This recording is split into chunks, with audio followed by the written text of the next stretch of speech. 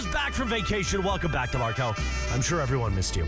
And Sweet Tea has the day off. Marcus Grant from the NFL Network is here sitting in for Sweet Tea, the No Stress Sports Talk Express. Don't worry, we've got hope for you. Hope, Lakers fans, don't give up as we get ready for Lakers Thunder tomorrow night. Dodgers fans, and by the way, Marcus hosts the Blue Review each weekday morning at 6:30 a.m. with Bergie. So Marcus is here to talk about the sweep from this weekend and Dodgers Blue Jays today. World Series rematch. Plus, producer Laura's back. We'll find out all the info from the Tower Buzzers opening weekend. And Young D, producer DeAndre, he's got his Lakers thoughts too. Oh. Let's do it. Monday afternoon with DeMarco and Marcus Grant. The DeMarco and Travis Afternoon Show. Your Monday right now. Yay! What's up? What's up? Y'all better had missed me. Yes? It's been a week. What's happening? Yes, of course. It's been 10 days. You were like camp counseling, huh? Yeah, it was wrangling, brah, up in like Wrightwood. A camp in Wrightwood, way up in the mountains. Yeah. Yeah, with a bunch of kids. Yeah. How'd that go? Fun. It was challenging, bro. I failed as a parent like 3 times on that trip. I did. I really did. I messed up. And the first person I thought about when I met our naturalist, that's the person who's taking us around up in the mountains and not. Her name, Laura, you'll love this. Maria Regina de Los Angeles.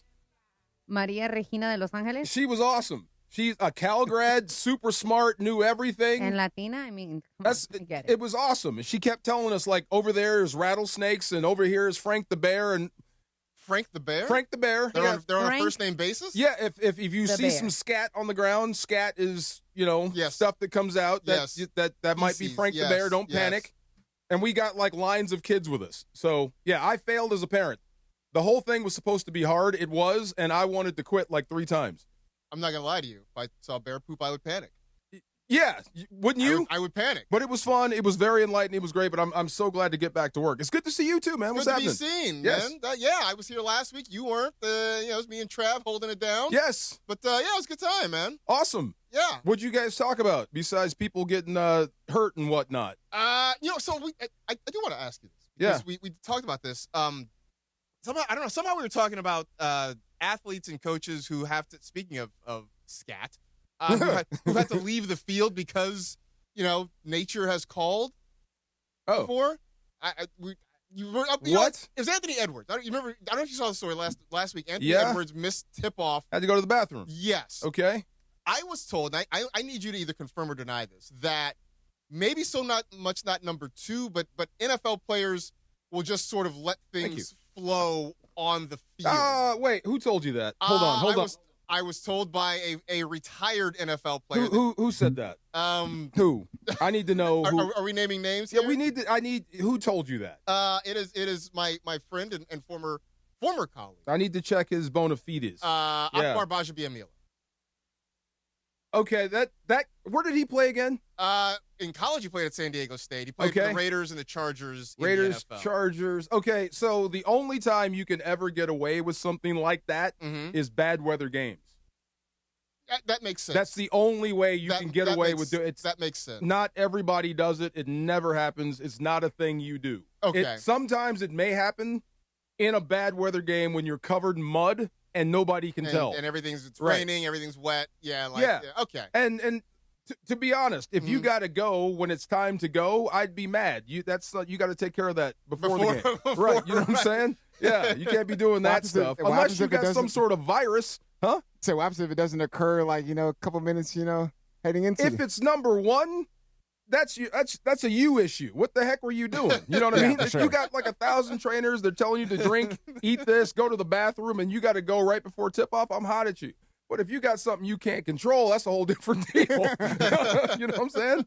But you can't get away with that just on a willy-nilly. No, that doesn't happen. All right. I've only done it once. Okay. I just needed to confirm. I just needed to get some corroboration or denial. Okay. That's all. It was fun. It was warm for about 10 seconds, and then it started to smell. And I think we lost. Yeah. High school. It was so bad. Yeah. Oh, high school. High school. And I'm like 16. I'm learning how to control these things. Yeah, no, I get that. I get that. And it was during the game, not before the game. Yeah. All right. Yeah. All right. So you said that was a loss. Speaking of losses, unfortunately, the Lakers. Oh boy. Some big losses both on and off the court the last couple of the times out. I know you guys, Laura, you guys talked last week about what was the worst case scenario in that game against Oklahoma City last week, and Right. we saw worst Yeah, case scenario. I felt really bad because after on Thursday we were talking about the importance of that game, and if it was going to be important, if it wasn't, a lot of people were just like, well, it's just going to be a game, and we kind of know what the outcome's going to be. I felt like it was going to show us a lot versus whether it was going to be, how bad were they going to win. I didn't actually think they would win, but I'm like, if you guys get close. What'd you think? Okay, so when I left, the Lakers were on a tear, and Luka wasn't torn, and Austin Reaves was healthy, and LeBron had fit in. Did we say fit in? The third option. He was killing it. It was like so you're heading into this OKC game, and I can imagine the buildup around all three of these shows. What did you guys say before tip-off? Who had the Lakers beating OKC? Anybody? I don't think anybody had them beating OKC. I think the notion of how bad were they going to lose was the biggest. Was it going to be close? Were they going to get blown out? Were they going to get stomped? How did they measure up? And that was the thing. And then for me, it was, okay, we saw how bad they got beat up, right? And stovepipe. Yeah. And then Luka gets hurt, which, everybody had their own opinions of whether he should have or not been in that game. But my question was, before we even started the show, because we do prep, was what is the worst case scenario with Luka's injury? And I remember Travis and I were having conversation. He goes, the worst case scenario is he's out. Like we don't have a timeline for him. So we get on crosstalk and it was like, it's grade 2. And it's like, whoa. And it became, oh man, like what is going to happen? His timeline is he wants to come back for the playoffs. Here's a hot take. You will not see Luka again this year. I don't know. You won't see Austin Reaves again this year. Austin Reaves, I don't expect to see. Not with an oblique injury. Yes. Why would I rush Luka? Why? I think Luka's rushing Luka. Why would I rush Luka? I could care less what Luka wants. Look at Giannis. I don't care what these guys want. He's my number one asset. Why would I rush him back to the floor for a team that's not going to make the finals? DeAndre, do you think we'll see Luka in the playoffs?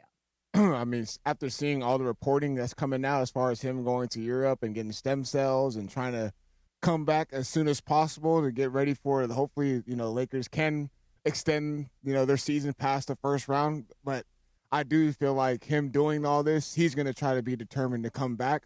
Do I agree with that? Or do I see eye to eye with that? No, because I always just look past the first round. If the Lakers were to extend their season, changed everything. It's you got to match up with the Oklahoma City Thunder most likely, depending on where they finish off in the in the standings. Yeah, and that you showed all your cards to Oklahoma City, and both times this year, the margin of losses has been over 25 points. So that's just the only thing that I'm worried about. Knew that, and I maybe if the outcome of the Mavericks game was different, and I didn't see Cooper Flagg become the best player in the world,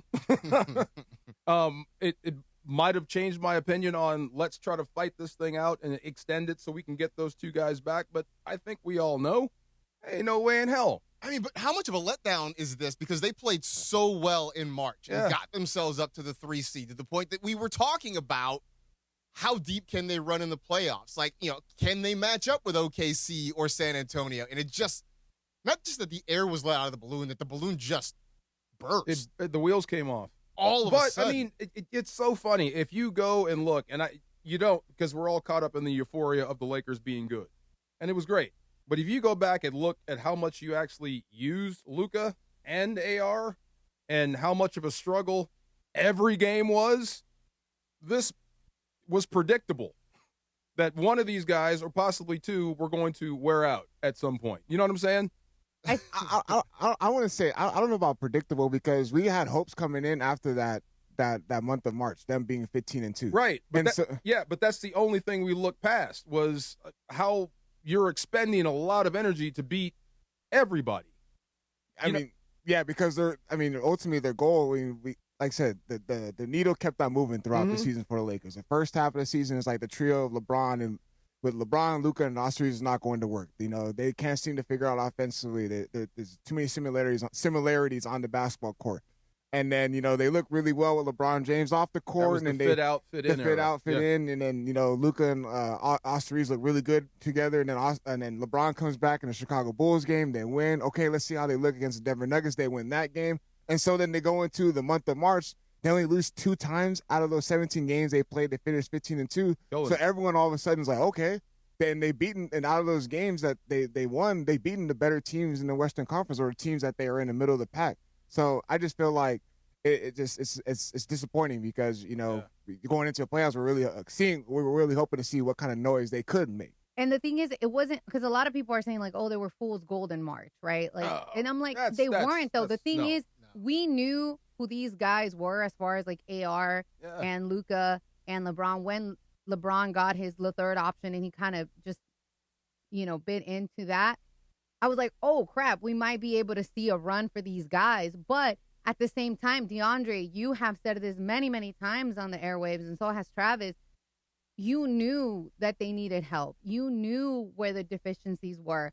And the fact that they were kind of, I don't want to say taping over them because you had Luka and AR and LeBron and these guys stepping up and scoring high points. Like, no, that was you know what I mean? Like that was hard because now you're like, okay, now we took one guy out and this is what happens. Now you take a second guy out and now you're like, well, where's the team at? Like you got LeBron and you got Ayton and you got Smart, but are those 3 guys really going to be enough for you to do anything with? No, I mean, exactly. I don't see them winning a first round, especially when your main scorer, your 40-point scorer, is not in there. He does essentially everything offensively as far as getting into your sets, as far as running the pick and roll game that they like to run. Come on, dude. And then your secondary. You just lost Superman. Yeah, and then your secondary primary ball handler and Austin Reaves, who takes the load off of Luka Doncic and LeBron James. That is a tough ask because now you're going to look around. Who are you going to get the other scoring from? I'm trying to think of the Super Friends. Like if you lose Superman, Aquaman, Wonder Woman, and you're left with the Green Lantern. You can lose Aquaman. I mean, whatever. You're fine. Okay, what if you're left with Aquaman? You have Shazam's gone too. All you have is Aquaman out in front. How confident are you? It's a little bit rough, right? And you're facing a full bad guy list. It is crazy though that you lose 2 of your big 3, and the one that survives is the guy who's the oldest one in the league. Okay, this is funny. This is what I mean. Be careful when you start piling on LeBron. A lot of people like to, especially when he's down. I do find it funny with his comments about Memphis and Milwaukee, and then you get splattered by Cooper Flagg. Just hilarious. Just all the he's been taking. But all that when you jump down LeBron's throat about being too old. Now you're all dependent on him. Hey, Hope, come on, LeBron. If I was LeBron, I'd be like, hey, it's Luka's team. Time is a flat circle. Things get sort of weird. So now the question becomes, though, because of what has happened and where the Lakers are right now with just a handful of games left in the regular season, what is the course of action? What's the path forward through for the rest of the regular season? I got 3 words. What's that? Let's go Dodgers. So we got DeMarco's answer. We're going to figure out what this means for this club, what this means for them this year, what it means for them next year as well. Do things change, and how do they change? We'll talk about that coming up. I'm in. Me, Marcus, for Travis. Here's DeMarco Travis here on ESPN Los Angeles. And you can join ESPN LA for a Lakers watch party tomorrow at 7. Is that correct? A watch party at 7 p.m. at Kelsey's inside Pchanga. Been there. A lot of fun. If you like basketball, if you like pubs, this is your joint. Kelsey's inside Pchanga Resort Casino in Temecula. Enjoy the game. Score autographed Laker basketballs and merch. And you get a chance to win Laker playoff tickets. Spots are limited, so make your reservation now at ESPN LA. That's ESPN LA. Play your perfect combo at Pchanga Resort Casino, the official Native American resort and casino of the Los Angeles Lakers. Hey, it's John Ireland. Watching a Laker game is so much more than just a game. It's the moments before tip-off, the people you're with, and the food you're sharing. That's why I love BBGO. BBGO is perfect for at-home watch parties or a night of hoops. Their food is bold and packed with flavor, bowls for a quick meal, dumplings and fried rice for everyone at the table. Vibe on a wave of Korean food and culture with BBGO. Look for BBGO at your local grocery store in the Asian and freezer aisles. BB go for it and bring something different to the table. Cappy, when I walked into the Vision Works Brea store, I immediately thought, This is too easy. I know. And the frames are organized by shape and by price, so you don't have to go digging around. Now, Chris, I had the same experience at VisionWorks in Santa Ana. Seriously, why go anywhere else but VisionWorks? Their 100-day guarantee gives you peace of mind, so if you change your mind, for any reason, just bring them back. Buy one, get one free. Simple scheduling, simple shopping. VisionWorks makes it simple. Los Angeles, your chance to win an Aston Martin is waiting for you at Hard Rock Casino Tajon. Unity by Hard Rock members can receive entries on Thursdays and Saturdays in April for a chance to win a 2026 Aston Martin. Not a member yet? Signing up is easy. Visit casino.hardrock.com/Tajon. That's casino.hardrock.com/Tajon. Or download the Unity by Hard Rock app. Hard Rock Casino Tajon. The easiest drive from downtown LA. Details at casino.hardrock.com/Tajon. Evan Cohen here. In life, as in sports, the pros make it look easy. That's why pro golfers like Jason Day, Ben Griffin, and Patton Kazire trust the pros in lawn care. True Green. They have the experience and expertise to give you a lawn worthy of the PGA Tour. And since True Green does the work for you, you get more free time, or more tee times. So stop stressing over your lawn and start loving it. Sign up now at TrueGreen.com because nobody makes it easier to get a golf course quality lawn than True Green, the official lawn care treatment provider of the PGA Tour. You've said it before. This will only take a second. Just a quick glance. A fast reply. But on the road, seconds don't wait for you. They decide everything. Who stops, who doesn't, who makes it home. So next time your phone lights up, ask yourself, is this distraction worth a ticket or even a life? Put the phone away or pay. Paid for by NHTSA. It's DeMarco Farr and Travis Rogers. Right. Just all right. Right. All right. Right. It's cool. By the way, I think that's the first time I ever said I. Afternoons with DeMarco and Travis rolls on. Did I get it out in one piece? Did I Yeah, say you right? did good. You did good. Back to the guys. This is so funny. This song, Back to Life. Bro Shabs and Laura, we marched up a hill. Like every day at camp, we took a hike from like 10 to 3 p.m. From 10 to 10 a.m. to 3 p.m. That's not a hike, man. That's what I mean. That's a journey. It was a challenge. Everything was hard. You had to work. Even going from the mess hall where we ate back to the cabin was like a quarter mile uphill. And I'm talking both like ways, with no shoes in the well, snow. downhill when you eat, but to go back to the cabin, I mean, everything was hard. So the first day I'm going up this mountain, and I swear, this is something I was going to say for Travis because he knows. How old are you again?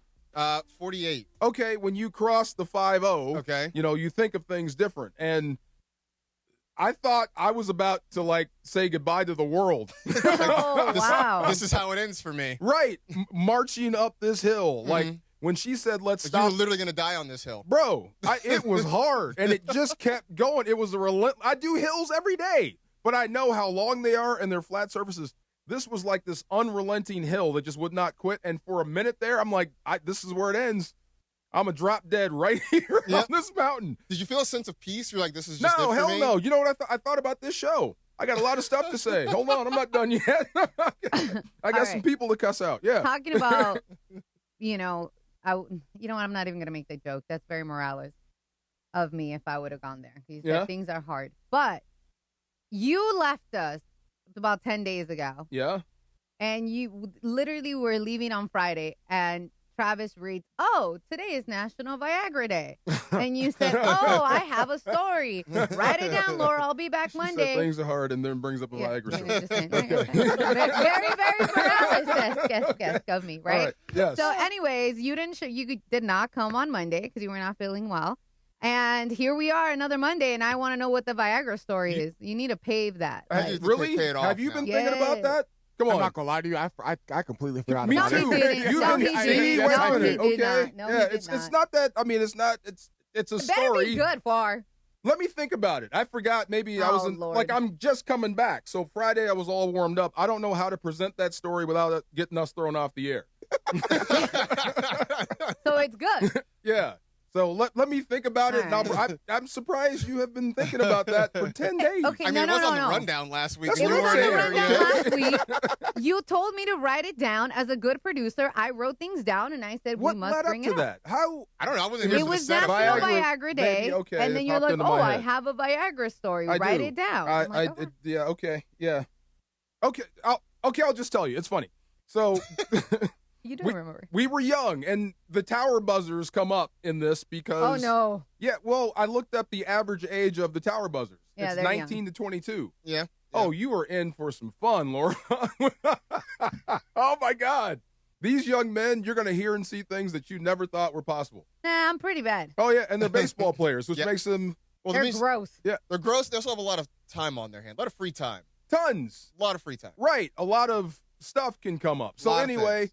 same thing, but football related. And this is when Viagra was a thing. I guess it was new. Okay. When did Viagra come out? Anybody know? Probably Google early it. 2000s. Because this maybe? story I don't was know. like 1995, 96. So Okay. how old was Viagra at this point? 98. It came out. It said Viagra was approved by the FDA on March 27, 1998. Oh wow. Okay. Okay, was it that far into our? 'Cause we were teammates for at least 4 years, and we had just moved to St. Louis, whole different city. So even average guys became superstars and popular. Okay. So we had a Yeah, choice. 'cause you It was guys, like you guys were the new thing in town, right. right? It was Yeah. like being in college again. Okay. but in the pros, like Mm-hmm. really, really nuts. So I got a call from a teammate. And this is on the way to practice, and this is completely out of character. And no one calls. I'll see you in the building in 15 minutes. Why are you Why calling are you me? calling? And he tells me, you have to tell the coach I can't make it today. And I'm like, what are you talking about? We don't do that. You know, hell no. You know, call him yourself. But I can't make it in. Well, why? What's wrong with you? He goes, I took 3 of them. I'm like, you took 3 of what? You know, what did you do? And I took 3 No. 3 of the little blue pills. little Viagra. I Little took blue 3 pills, yeah. Viagra. Mhm. And I'm like, oh, I had no idea. I don't know.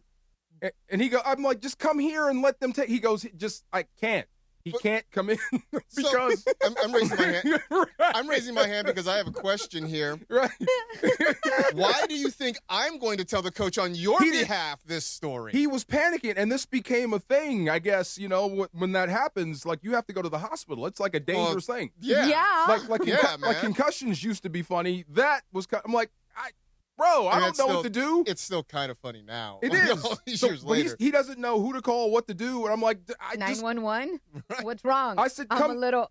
you I mean, got to come to the facility. They There's will a help you. physician at the facility, right? There's a team doctor. That's what I said, and he goes, I can't come in. There's nothing. I can't. Like Sure, he couldn't. he's Like got a problem. Like, Like he can't. he physically cannot. Does that make sense? Yes. I can't walk. I can't get in the car. I can't Yes. put on clothes. Somebody said you're being a rat right now, DeMarco. 'cause you're I'm saying not, this I so- didn't say the name.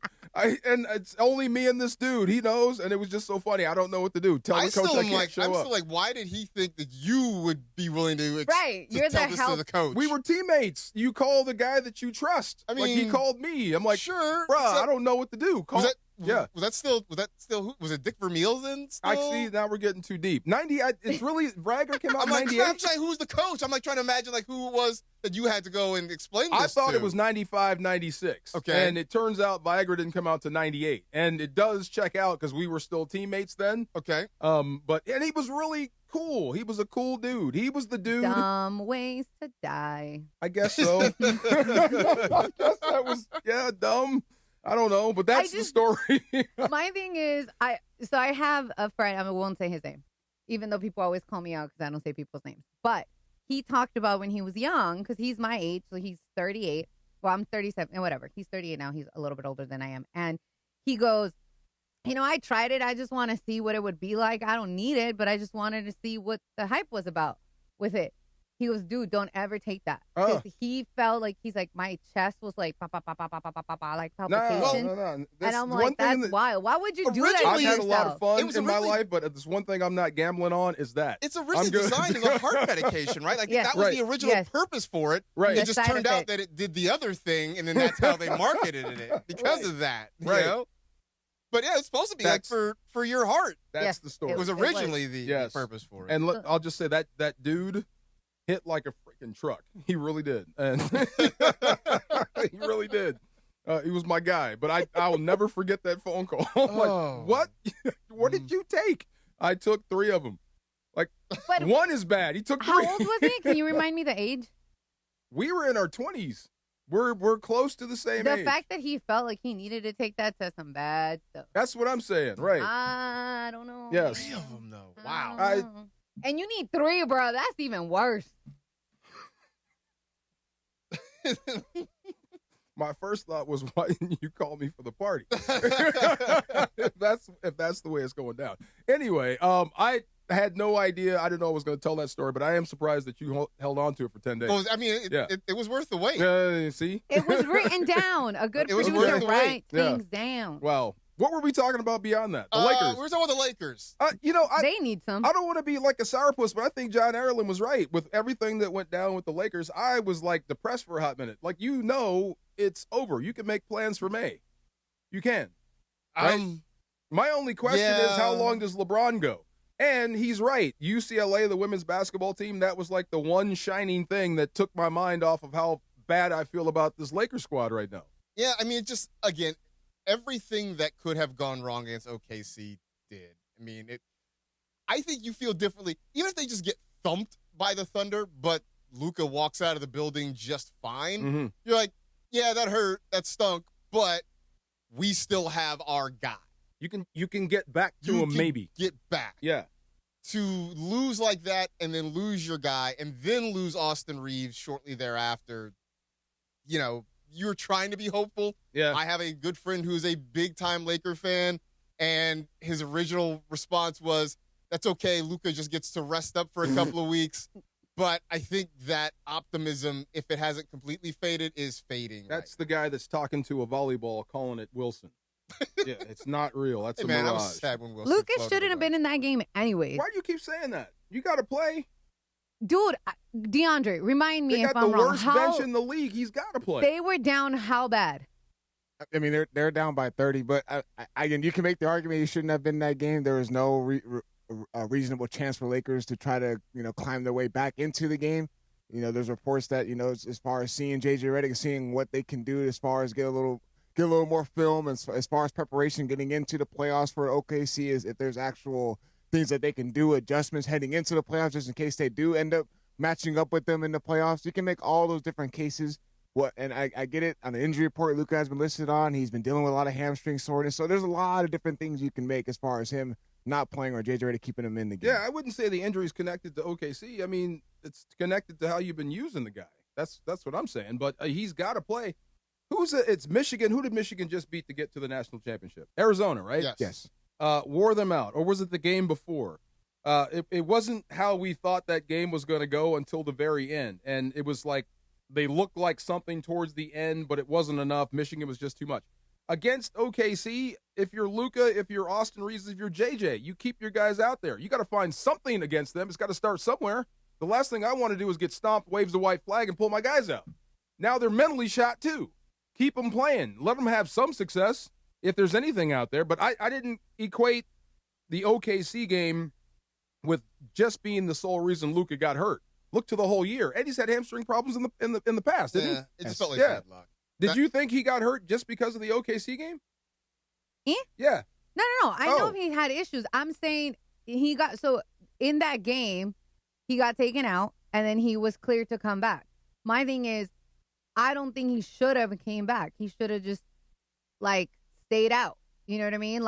I'm not saying that he wouldn't have gotten injured, let's say, with the Mavs or whatever. But in that particular game, if they weren't even, close. So, to me, I'm not a ball knower here, so y'all can take my 2 cents with a grain of salt. I just don't feel like there was a need for him to have been in that game. No. Either way, it did not shock me. OKC put a foot in them. We knew that. Yeah, that wasn't. Yeah. I mean, like I said, both of the times that they played OKC this year, it's been a margin of 25 plus that they lost by, and both of those games were not close to start. Well, good news. OKC's coming in tomorrow. So they got that going for them. We will spin this forward, though, a little bit, see what this means for them in the future. Does this mean Some guys that might have stayed are going to go, and vice versa. We'll have that next coming up. DeMarco and Travis. Marcus in for Travis. You're on ESPN 17. Got something to tell you about Pchanga Resort Casino. A lot of stuff happening. There's a watch party going on, and they're also giving away another house this spring. That's right. You have a chance to win a brand new multi-million dollar. Love those two words together, don't you? Multi-million. Million dollars. Oh, Michael Irvin says it. Multi-million dollar fully furnished home in Orange County. Think about that. You can earn entries to win by using your Pchanga rewards card when you play your favorite slot machines or table games, or by entering the social media Lucky Key contest. Then what you have to do is be at Pchanga every Saturday night through May 30th to activate your entries. 20 finalists compete in the grand finale drawing on May 30th. One lucky guest will turn the key, and boom, you got a brand new home. Must be present to win, obviously. Must be 21 or older with valid ID to participate. And while you're at Pchanga, check out all the other exciting stuff that's going on at Southern California's premier resort casino. A lot to offer there. 24/7 gaming action. There's a lot of different versatile. It's very versatile as far as dining options. A lot of different tastes for you there. So they got you covered. And there's festive entertainment, full-service spa, amazing accommodations, and much, much more. So why don't you head to Pchanga this weekend? Do it. Pchanga Resort Casino, just off I-15 in Temecula. Visit Pchanga.com or call this number, 888-PCHANGA, for reservations or for more information. And you know we are LA's mega sports station. You spend every day with us on 7:10 a.m., the all-new ESPN LA app, and on YouTube at ESPN Los Angeles. But quite often you see us on the streets. The ESPN LA street team rolling up across the Southland and pulling up at the hottest events. Baby, let's cruise. You know who takes care of our rides? Our friends at George Chevrolet. The GM, John Good, his fantastic team. Find out more at georgechevy.com. Chevrolet, together, let's drive. Our ESPN LA street team, driven by our friends at George Chevrolet. George Chevy, off the 91 freeway in the city of Bellflower. Thanks to George Chevy for making our ESPN LA street team absolutely beautiful, man. Call Jacob. All right, Cappy, listen, here's the deal. When you get into some sort of an accident, the insurance company is going to probably be the first person that calls you, and they're going to try to rush you to a settlement. They want to record you when you're talking. You got to be very careful when you're talking to these insurance companies. They also will probably downplay your pain. Hey, bro, my back is killing me. It's no big deal. It's going to go away in a couple of days. Do not let them do that. You call Jacob and Ronnie. Accident or injury, call Jacob and Ronnie. Call Jacob, 1-800-345-6789. Call Jacob.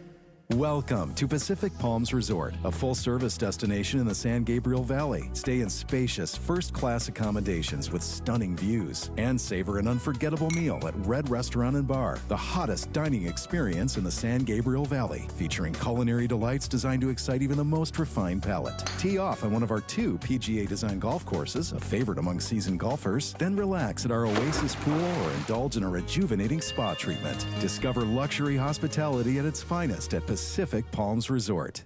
Smalls here. Did you know there are many ways to do your taxes with H&R Block? You can go to a local office.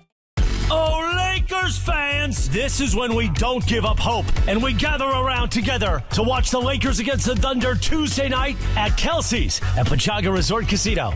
Tuesday night, 7 p.m. at Kelsey's. We're going to party, watch the Lakers game together, win fabulous prizes, and cheer on our purple and gold. Here's what I want you to do. Go to ESPNLA.com right now. Click the Lakers Pchanga logo, make your reservation, and join us Tuesday night at Kelsey's at Pchanga Resort Casino with ESPNLA for an official what? Windows and Doors always has the winning game plan. They're not just window and door experts. They're experts at taking care of you and your home. At Pella, they find the products that meet your needs and their experts install them. They do it every day, and that's why your neighbors trust them. Discover why Pella is a trusted choice for homeowners everywhere. Visit Pella.com/Eisen today. That's Pella.com/Eisen. Don't miss this one Tuesday night, 7 p.m. Lakers Thunder watch party at Pchanga Resort Casino at Kelsey's. Go to ESPNLA.com right now and make your reservation to party with us.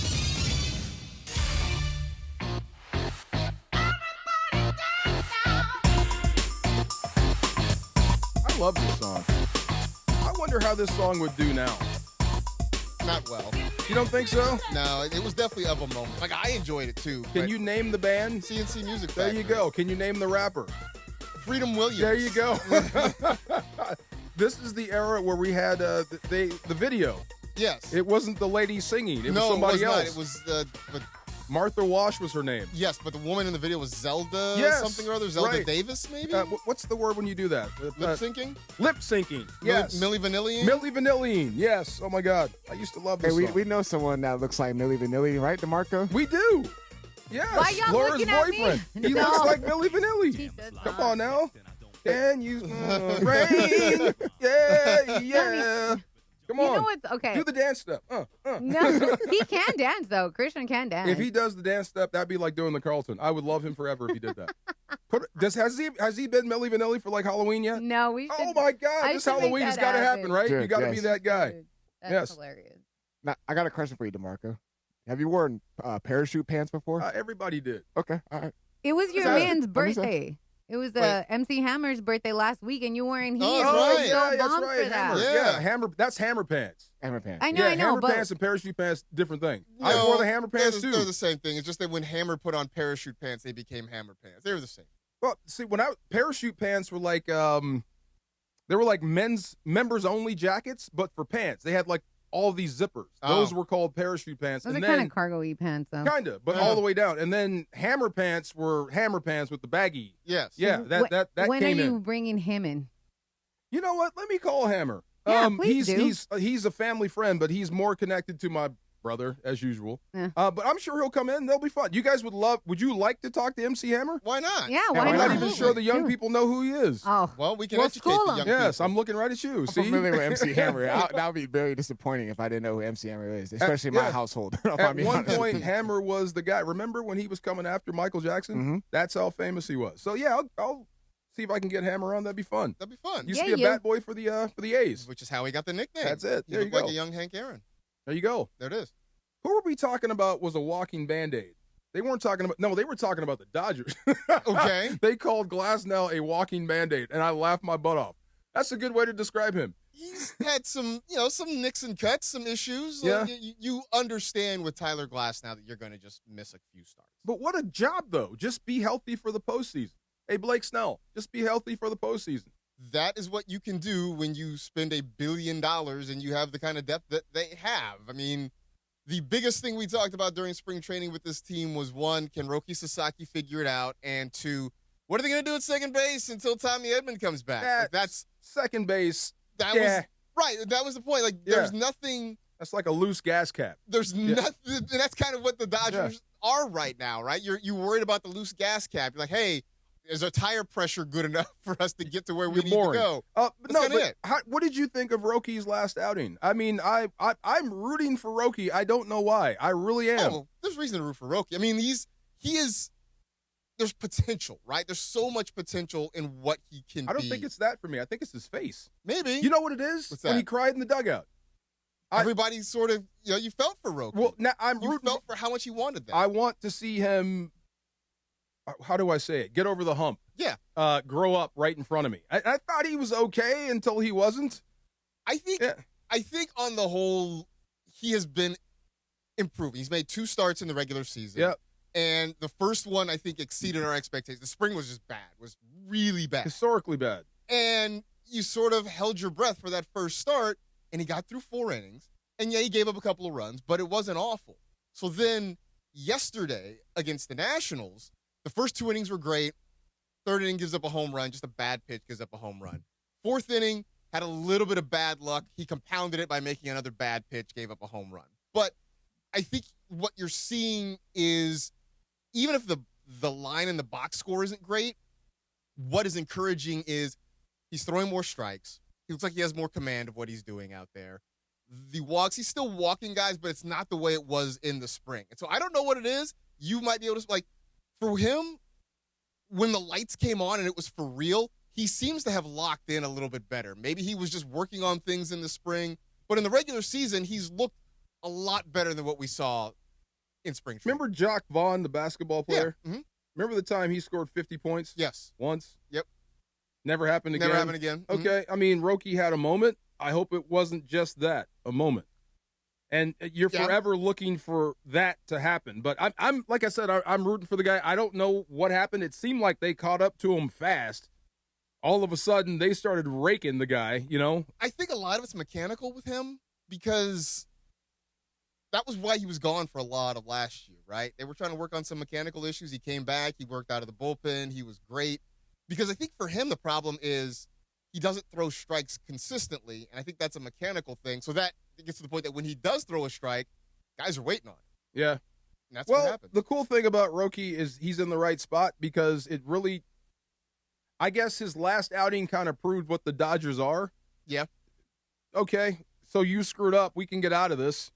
We got enough bats. We got enough guys, and they don't really need him to be great. I mean, it'd be great if Roki could be a guy for you, a horse. What do you call that when a guy takes it every 5 days? What do you guys call it in baseball? Iron Man, workhorse, whatever, bulldog, whatever it is. Mm-hmm. If he can be one of those guys, great, more power to you. Faster car goes faster. If he doesn't, you've got a surplus of arms you can roll in there and get through it. You know what I mean? No, absolutely. And right now, which means just go develop. Just go develop. You know that you're going to get quality starts out of Yamamoto, out of Glasnow, out of Otani. At some point soon, Blake Snell is going to be back. Your Emmett Sheehan hasn't been great to start the year, but you still have some belief that he can turn it around and get things right. If things don't work out, you got River Ryan down in Oklahoma City that you really like. You got options. So, yeah, for the Dodgers, this is part of why people hate the Dodgers, right? Because you can have a fifth starter where you're like, develop, take your time. Yeah. We'll figure it out. Most teams don't have that luxury. It's like hating rich people. It's exactly what it is. One more thing, and you watch him closer than I do. Mm-hmm. The whole Otani thing that Teo does when Otani does something special and you're throwing sunflower seeds in his face. Yes. You're basically wasting food now. He's always going to do something special. It's over. Stop doing it. You know what? Give me the seeds. You're just wasting food. I love the energy Teo brings. I love the sunflower seed. My only concern with these sunflower seeds is I just don't want you to accidentally hit somebody in the eye with it. I think he knows and he closes his eyes. I think everybody's figured it out. But after the last bomb he just hit, he just chew them. Just eat the seeds. Just eat the seeds. Just eat the seeds. We get it. He's gonna do it again. You know what I'm saying? Maybe they can get a sponsorship from David. That's all he needs is another sponsorship. The sunflower seed people, right? There's like David just sponsors either Teo Hernandez or Shohei Otani or something. I don't know. Or a vacuum to clean up because you're always going to be throwing seeds with this. That's what I mean. You're going to do this every game. Oh, so Dyson can get in there. There you go. There's your tie-in right there. Yes. The Kings. It's Kings game day. The playoff push continues as the Kings host the Preds, the Predators, tonight at home. I like that name, the Predators. What do you think? Sure. Are you laughing? Sorry, I saw something very interesting in the YouTube chat that I'll wait to say. Oh, is it bad or good? It's very funny. Oh, it's funny? Okay. Pre-game coverage starts at 7, leading right up to face-off at 7:30. After the game, keep it right here for Kings Talk with Sam Patesh. And get ready. Turn your volume all the way up. This is going to be high energy. Your spot to react and break it all down. Catch every moment on ESPN LA and 710 and the ESPN LA app. Just tapped Kings play-by-play tile, and it's the home of the Kings. Can't wait. Sam Patesh knows the stuff like no other. And the Kings, I guess, they want to throw their championship aspirations into this LA. Why not? It's all good in Los Angeles. Everybody can get a little piece, right? We need an ice championship too. Yeah, let's go. Yeah. It's been a few years. Huh? It's been a few years. Let's go. Let's go. Yes. It ain't going to happen for the Lakers. I keep looking at him. I feel so bad for you right now. I feel so bad for you right now. Because it's just funny. I told you just a little bit. We had a lot of hopes going into the postseason. Like, let's see what the Lakers can do. You know what I mean? They're rolling right now. Remember Philadelphia? See? Wow. Wow. All right, we got the far side coming up next. More camp stories, right? Yes. Marcus, DeFar, Laura, DeAndre, we're all here. Oh, Lakers fans! This is when we don't give up hope, and we gather around together to watch the Lakers against the Thunder Tuesday night at Kelsey's at Pchanga Resort Casino. Tuesday night, 7 p.m. at Kelsey's. We're going to party, watch the Lakers game together, win fabulous prizes, and cheer on our purple and gold. Here's what I want you to do. Go to ESPNLA.com right now. Click the Lakers Pchanga logo. Make your reservation to join us Tuesday night at Kelsey's at Pchanga Resort Casino with ESPNLA for an official watch party. What if your instincts could pay off? With Robinhood Prediction Markets, you could put your knowledge to work on the events that matter to you. Prediction Markets isn't just sports. It's the Fed rate decision, your favorite award show, and so much more beyond the playing field. Trade events with Robinhood. Visit Robinhood.com/predict. That's Robinhood.com/predict. Futures and cleared swaps trading involves significant risk and is not appropriate for everyone. Event contracts are offered by Robinhood Derivatives LLC, a registered futures commission merchant and swap firm. Hey everybody, it's Cap. Is it time to sell your home? Whether you're downsizing, moving, or inheriting a property, call Seller's Advantage. With decades of experience, they offer custom cash solutions and can close in days. No repairs, no hassle, just a great offer that gives you peace of mind. Call 888-390-AS-IS or visit sellersadvantage.com. Don't worry, sell happy with Seller's Advantage. Don't worry, sell happy with Seller's Advantage. Providence Realty, DRE number 019-15-21-2.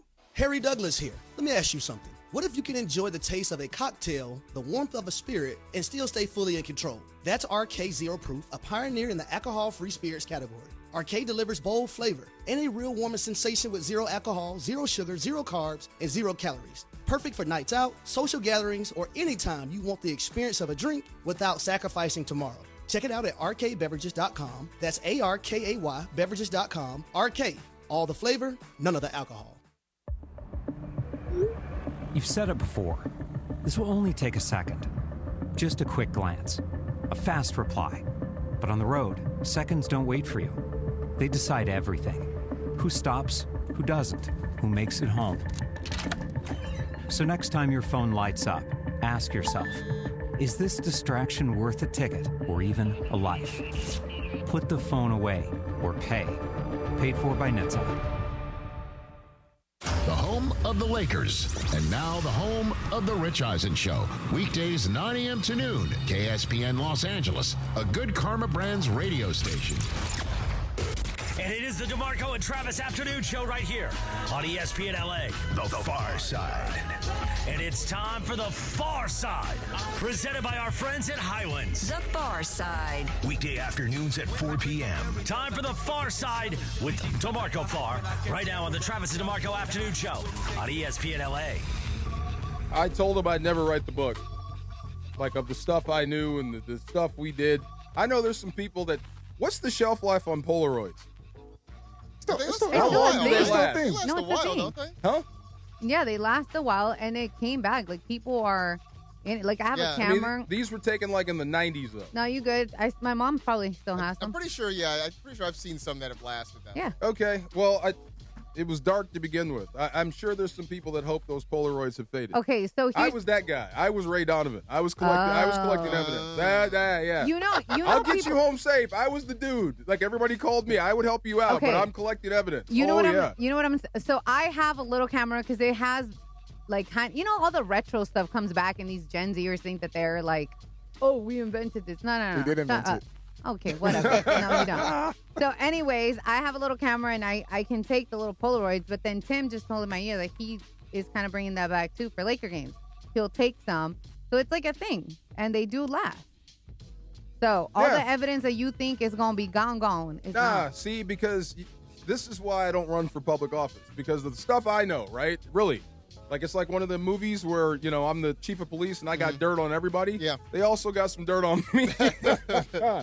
So, yeah, we'll get off that way. And I swear to God, the other guy that I told the Viagra story about, there's no way anybody else could know because it was just me and him. It was just me and him when he told the story. I want to know Maybe who he called it somebody is. else. I don't know. I want to know who it is. You know what? Even if I told you, I don't think you would know who it is. It's called Google, bruh. I don't think you. Yeah. All I know is, I'll tell you this: the dude hit like a truck. He'd be the guy. He hit this. No, this won't give away position. He hit Keenan McCardell. Remember that receiver? Yeah. Mm-hmm. He dropped him something fierce in the open field. I mean, like a hit that would have gotten him arrested in today's NFL. Okay. Back in the day. I mean, it was a decleater, straight to the head, knockout shot. So we're standing around the body. That's what we called it. We're going to stand around the body and just look at the guy. I don't know why we did this. It felt like Full Metal Jacket. We're staring down at this body.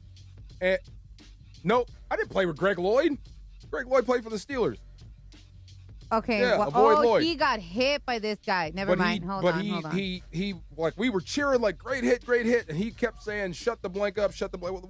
What's wrong with you? That was a great hit. He goes, he's still breathing, ain't he? Wait, he was dead serious. Wow. Like his thing was like the current DBs, their thing is downhill, all gas, no brakes. His was helicopter blades. He wanted helicopter blades. No, he wanted you to get carried out in a helicopter. Oh, wow. That was his mindset. Did I give you the right He player? was the epitome of friendly fire. We would tell people, when you're out here with this dude, watch it. So if you're wrapping a guy up and it's taking a while, get down as fast as possible because he's coming. And it does not matter who he hits or what he hits. And it's going 1,000 miles an hour. No regard for his body. No regard for his safety whatsoever. Yeah. Or anyone else's, apparently. But that kind of gives you insight into a guy that would take 3 Viagra pills. Okay, so I Googled it. So this... I'm not going to tell you who it is because I love the dude. Okay, Yeah. but I think I got it because I gave you somebody's name in your ear, and not Greg, but he was hit by this person too. And I said Greg Lloyd's when I read it wrong. Oh. And you did not acknowledge the 3 times I told you that guy's other name. What name did you say? Well, I'm not going to say it on air. I'll tell you after. Oh, okay. Yeah. I would doubt if you came up with it. But yeah, he was that's my dude. That's my dude. One more thing. And what song is this?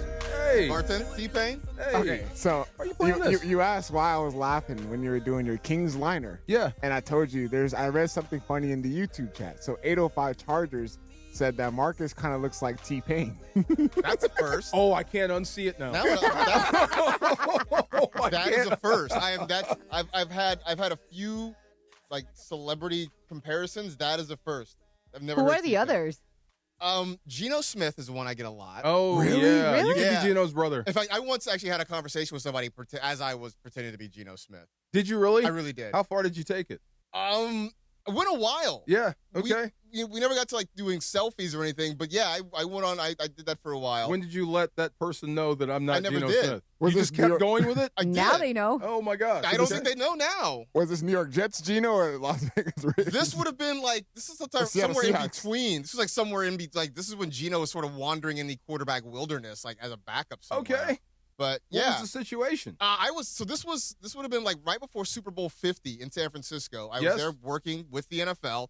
Was just sitting in like the lobby bar at the hotel, and this guy walks up. Now, mind you, I'm actually wearing a credential that has my actual name on it, which apparently he didn't see. But he walks up and he says, "Hey, Geno, what's up?"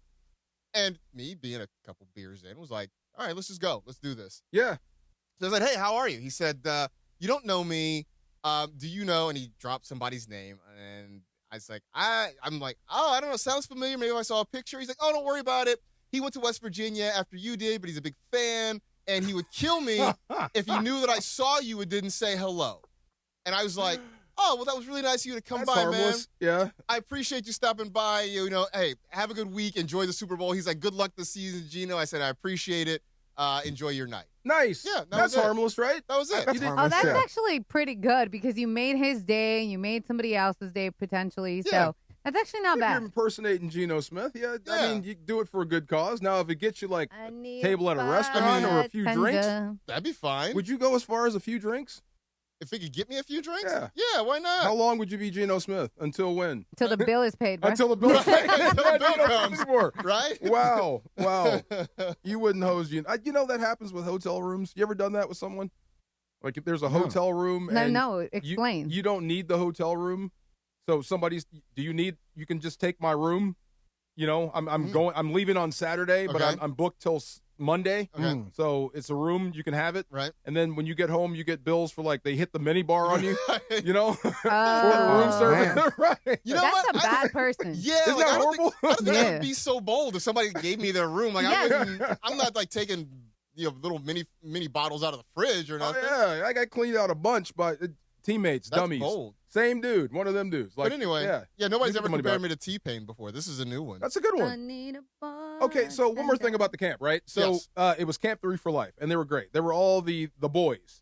So 3 dads and like 8 boys, and they were considered the ones that were high energy. Okay. You know, the ones that get written up the Yeah, most yeah. in school, Yeah, like high energy is a euphemism for like, hey man, we can't really handle or you. play too rough at, Yeah. at recess or whatnot. Mhm. You know who they remind me of? Who's that? Me. Right. I used to get in trouble for like hurting kids. Right. And I'm like, I'm not trying. This is just how we play at home. I got 2 older brothers. I would imagine you were a big kid also, though, right? Right. Yeah. And we're young. We're trying to learn this stuff. So I just hate when you label a group bad kids. Mm-hmm. You know what I mean? They're not bad. They're just young. And Just trying to figure it out. trying to figure it out. And some of these kids have that baby Huey stuff going on where they're big. Right. And they're afraid to hurt somebody. And then all of a sudden the switch flips. They don't care anymore. Yeah. And when those two meet, it's but it's not that they're bad. He's just learning how to deal with what's going on. You know what I mean? Right. In his head, he may be, 5'2". But on the outside, he looks like a full-grown man at 10. You know what I'm saying? So it's a little bit different. So it was fun. It was awesome. There were some kids that started at the back of the line to begin with, ostracizing themselves. Right. And by the end of camp, they were a part of the group. Oh, you'd like and to it see was that. so awesome, so special. So when John said, was I rested? Hell no. This was 24/7. But did I come out different? Absolutely. And I'll do it again 100%. It was so much fun to watch those kids go through the hard. And I failed as a parent at least 5 times. They had those kids outside in the dark, on mountains, in the rain and high wind. There's cliffs everywhere. Wow. Right. And then walk back to camp by yourself. That's part of it. Yeah, right. And they were scared, but they did it. It was awesome. Me, I'm like, I want to take my daughter out of here right now. Failed as a parent, but she did it. She grew. It was awesome. So they're not bad kids. They're just high energy. So anyway, that was the far side. Very cool. Yeah. Hope you guys missed that. Better than Viagra stories. A lot better. Yeah. I mean, Yeah. more. I was gonna say uplifting, but that also feels like it's just Uplifting again, right? Yeah. It was a hard story to tell. That's what she said. It's a Michelob Ultra Reaction Monday after back-to-back losses on the road. The Lakers look to bounce back in the final week of the regular season. What do you think, DeAndre? Bounce back? Yeah, hopefully. Come on now. Being optimistic here. Reaction Monday is brought to you by Michelob Ultra, a superior taste worth playing for. The official beer sponsor of the Los Angeles Lakers. Please enjoy responsibly. What's next? UCLA. I'm next? Okay. Yeah, cutting down nets, man. We're going to talk some UCLA basketball. JB Long actually going to join us in a little while as well to talk about the UCLA women bringing home their first ever national championship. Congratulations to the Bruins. We'll talk that. Plenty more. Travis and DeMarco. Marcus in for Travis here at ESPN Los Angeles. Mornings in LA start with Sedano and Cap. And did you hear about Kyle Shanahan? Well, that's the sound we're about to play. Okay, jerkface, I'm working with you here so we can work in unison. Weekdays starting at 7 a.m. on ESPN LA. See this? You don't have to be so snarky about it. Well, I didn't know where you were going. God. That's why I set it up. Sound, you know? That's what I was trying to do. At least Right, we're doing it together, like as a unit. I didn't know. Yesterday, I got called a doofus. Okay? I didn't know we were working together on it. And George told me yesterday, doofus is a much lighter, easier, Oh yeah, sweeter no, thing to this say. was annoying because of it, just the tone. Right. Well, I didn't know if you were about to cut me off I or can't what. tell that you're setting it up by the way you're talking. Well, you didn't give us a lot on Aaron Glenn, so I doubt maybe you were doing something else, so I was going to try to steer it. That's all. No, it wasn't. Trying to help you. They signed the guy. Listen, doofus. The hell kind of question is that? Yes, thank you. The Morning Show with Sedano and Cap. Weekdays starting at 7 a.m. on ESPN Los Angeles. Head to Waba Grill for $5 happy hour weekdays after 3 p.m. and try our new Chili Crisp dumplings paired with a premium or beverage drink like our new Strawberry Watermelon Lemonade Energy Refresher. Both for just $5 only at Waba Grill. Experience every block shot, every three-pointer, and every thunderous dunk like you're in the game. On Tuesday, it's a World Series rematch as the Dodgers and Blue Jays face off at 4 p.m. in Toronto. Thursday, the Lakers head to Golden State to take on the Warriors at 7. Then Friday, it's the Battle of Texas with the Mavs and Rockets tipping off at 6:30. UFC 327 takes center stage Saturday, April 11th at 6 p.m. And don't miss Premier League Sunday at 11 a.m. with Chelsea and Manchester City hitting the pitch. Plus, enjoy showings throughout the week, including The Matrix, Willy Wonka and the Chocolate Factory, Big Wave, and Mr. A by Cirque du Soleil. There's great food for adults and kids with bars on every level, including the hall and deck. Whether you're watching from the Dome or the Hall, your entertainment this week lives at Cosm. Visit Cosm.com for a full list of events. That's your Cosm calendar. Smalls here. If it feels like everybody's sick right now, you aren't imagining it. Doctors say this is the worst cold and flu season in 25 years, and it's not over. I can't afford to get sick, and I doubt that you can either. That's why I ordered a medical emergency kit. It's like having an urgent care and a pharmacy right in your home. It includes prescriptions like generic Z-Pak to help you get well faster, plus antibiotics to treat pneumonia, strep throat, sinus and ear infections, nausea, even UTIs and other common illnesses. It's in your kit the moment you need it. No waiting for your doctor, no hours at urgent care, no lines at the pharmacy, no copays. Just match your symptoms to the right prescription in your guidebook and call their telemedicine doctor standing by. Order your medical emergency kit online in minutes and it ships to your door. Save $45 with my promo code SMALLS at urgentcarekit.com/smalls. Again, that's $45 off with promo code SMALLS at urgentcarekit.com/smalls. That's urgentcarekit.com/smalls, promo code SMALLS. Prescription required. Always consult your doctor to determine if this product is right for you.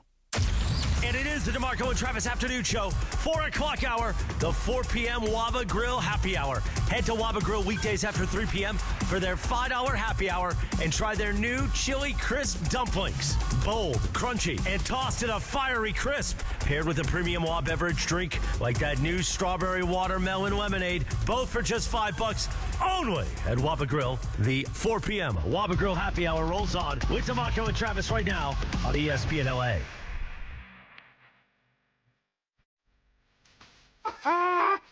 Yes. I hate y'all. Come on. Hate y'all. I had this cassette like when I was in like the 7th or 8th grade. You know, like I wore it out, played it a ton.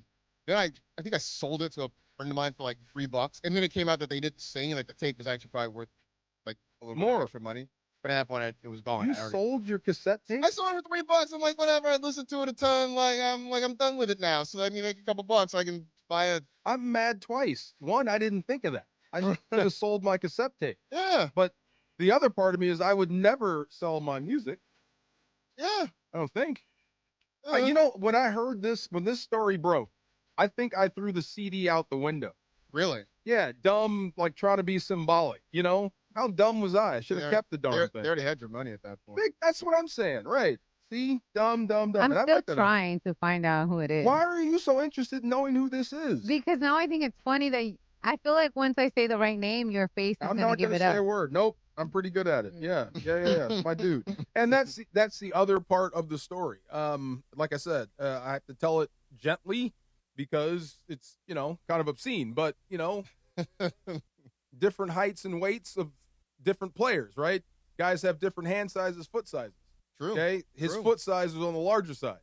So he really could not come to practice. I get it. Like, there's no way you can come in here looking like that. And he had no idea what to do. You didn't have to say all that. Well, I mean, it was a real problem. Like, it was to the point where he actually had nicknames. So I get it. Yeah, makes sense. So 3. 3 of them. Man. Anyway. Where do we go from here? Shifting gears. No, I was geeked. I was into it. And I asked Sua Cravens this right before he left. Because I was clapping. I'm so happy the UCLA women's basketball team won their first ever national championship in basketball. Mm-hmm. That is dope. It's amazing. That team will be together forever. Yes. You will talk about that team forever, and they deserve it. They were great. They only lost one game all year. Yeah. Completely dominated South Carolina, which I didn't think was possible. I was actually, and this is going to be bad because we had Coach Close on, didn't we, Laura? Yes, we did. And She's amazing. She was awesome. She was amazing. But at this point, after what happened with Gino Auriemma and Don Staley, I was rooting for Don. I wanted Don Staley to win a national championship. That's what I thought was going to happen. I wasn't surprised necessarily that UCLA could or would win. Not at all. The margin of victory. They beat the snot out of them. Is what surprised me. That's what I mean. What happened? And we got JB Long coming on in 10 minutes. What happened to South Carolina is like my first question. Or was UCLA just that damn good? Defensively, they are absolutely that good and absolutely smug. Because if you look, there have been several games this season where a UCLA opponent had their lowest point total of the season against the Bruins. And just defensively, they just locked down people. And that's exactly what they did with South Carolina. I didn't think you'd be able to do that against the second best team in the world that just beat UConn. I don't think anybody expected it to be right. like See, that. but UCLA women's, they were 36-1, and their only loss came from Texas, who they end up beating, to advance into the national championship game. Yeah. Right, but think about it. South Carolina just stomped a mud hole in UConn. they're flying high. I thought at least they'd put up a fight. It would be close. But now, it could have gone either way, but I never had a butt whipping like this.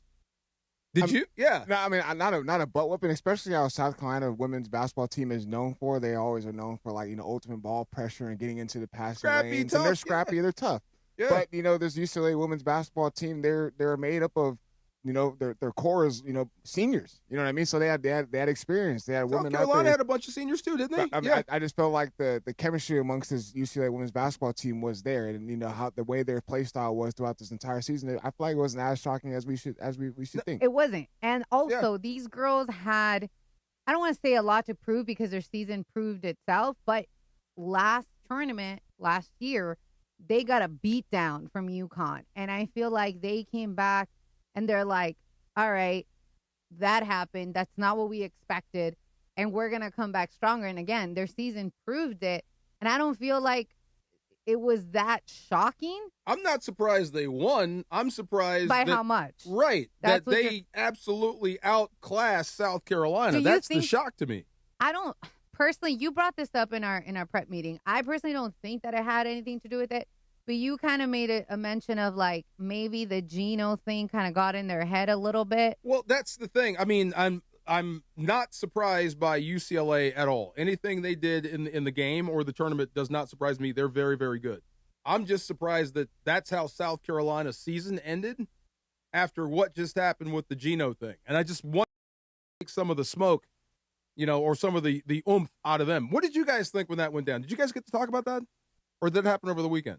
That was over the weekend. Yeah. What did you guys think about that whole thing with Geno and Don Staley? I am not a Geno Auriemma fan, so I was Team Don on that whole thing. But also, I think it was Geno sort of lashing out because he got outcoached and his team got outplayed, and that was him and sort of sour grapes because he's the one who stepped to Don Staley, right, in the whole thing over some didn't it? He was mad about a handshake that actually did happen, or something, yeah. right? It was him sort of just sour grapes, and she responded in kind. So yeah, I was Team Dawn the whole time. I think I might take Team Dawn in that scrap if they had ever there is no other team. Like you have to be Team her because the whole point that he was saying, like, oh, you didn't shake my hand, but she actually that whole situation never really played out the way that he was saying it did. And then the fact that you can't be gracious enough to just say, yo, good game, blah, blah. You know what I mean? But I feel like I don't know him personally. To Marcus's point, I'm not like a huge fan of him or whatever. Like, not that I know him. But it's like how you acted after you lost. Like, why? I was a big Geno fan, and I lost respect for him. Many people did. You're not the only one. But it's not the first time he's done that. He's been this guy. Yeah, he has some interactions with Pat Summitt. Yeah. You know what I mean? So, like, this history. But just the whole lying, you know what I mean? Because now we're in the world now where everything's going to be on social media, and then they're going to find different camera angles and stuff. So going into the pregame and saying that, she didn't approach you and shake every single one of your coaching staff's hand, that's a lie because there's video evidence of her and her entire coaching staff legit walking in the line and shaking every single one of UConn's coaching staff. And then saying that the player that, they ripped her jersey and stuff like that. Oh, that was horrible. Come on, man. There's another camera angle that comes down, and your own player is ripping her own shirt, and she comes out post game and says that during the post game press conference. So it's like all these different types of stuff that added up to you then going into the and at the end of the game, and and all that stuff adds up, and then you find yourself you're lying about all this. It's just not a good look. Okay, like you said, it hit social media, right? And we know what we're talking about. It split social media in half. Team Geno, Team Don, right? I just wonder. I bet South Carolina, they were glued to their phones, talking about this stuff. And I'm glad when Geno came out with the apology. It was a weak apology. You should at least mention Don Staley in your apology. But what he said was actually right. I am so sorry for taking away from their moment.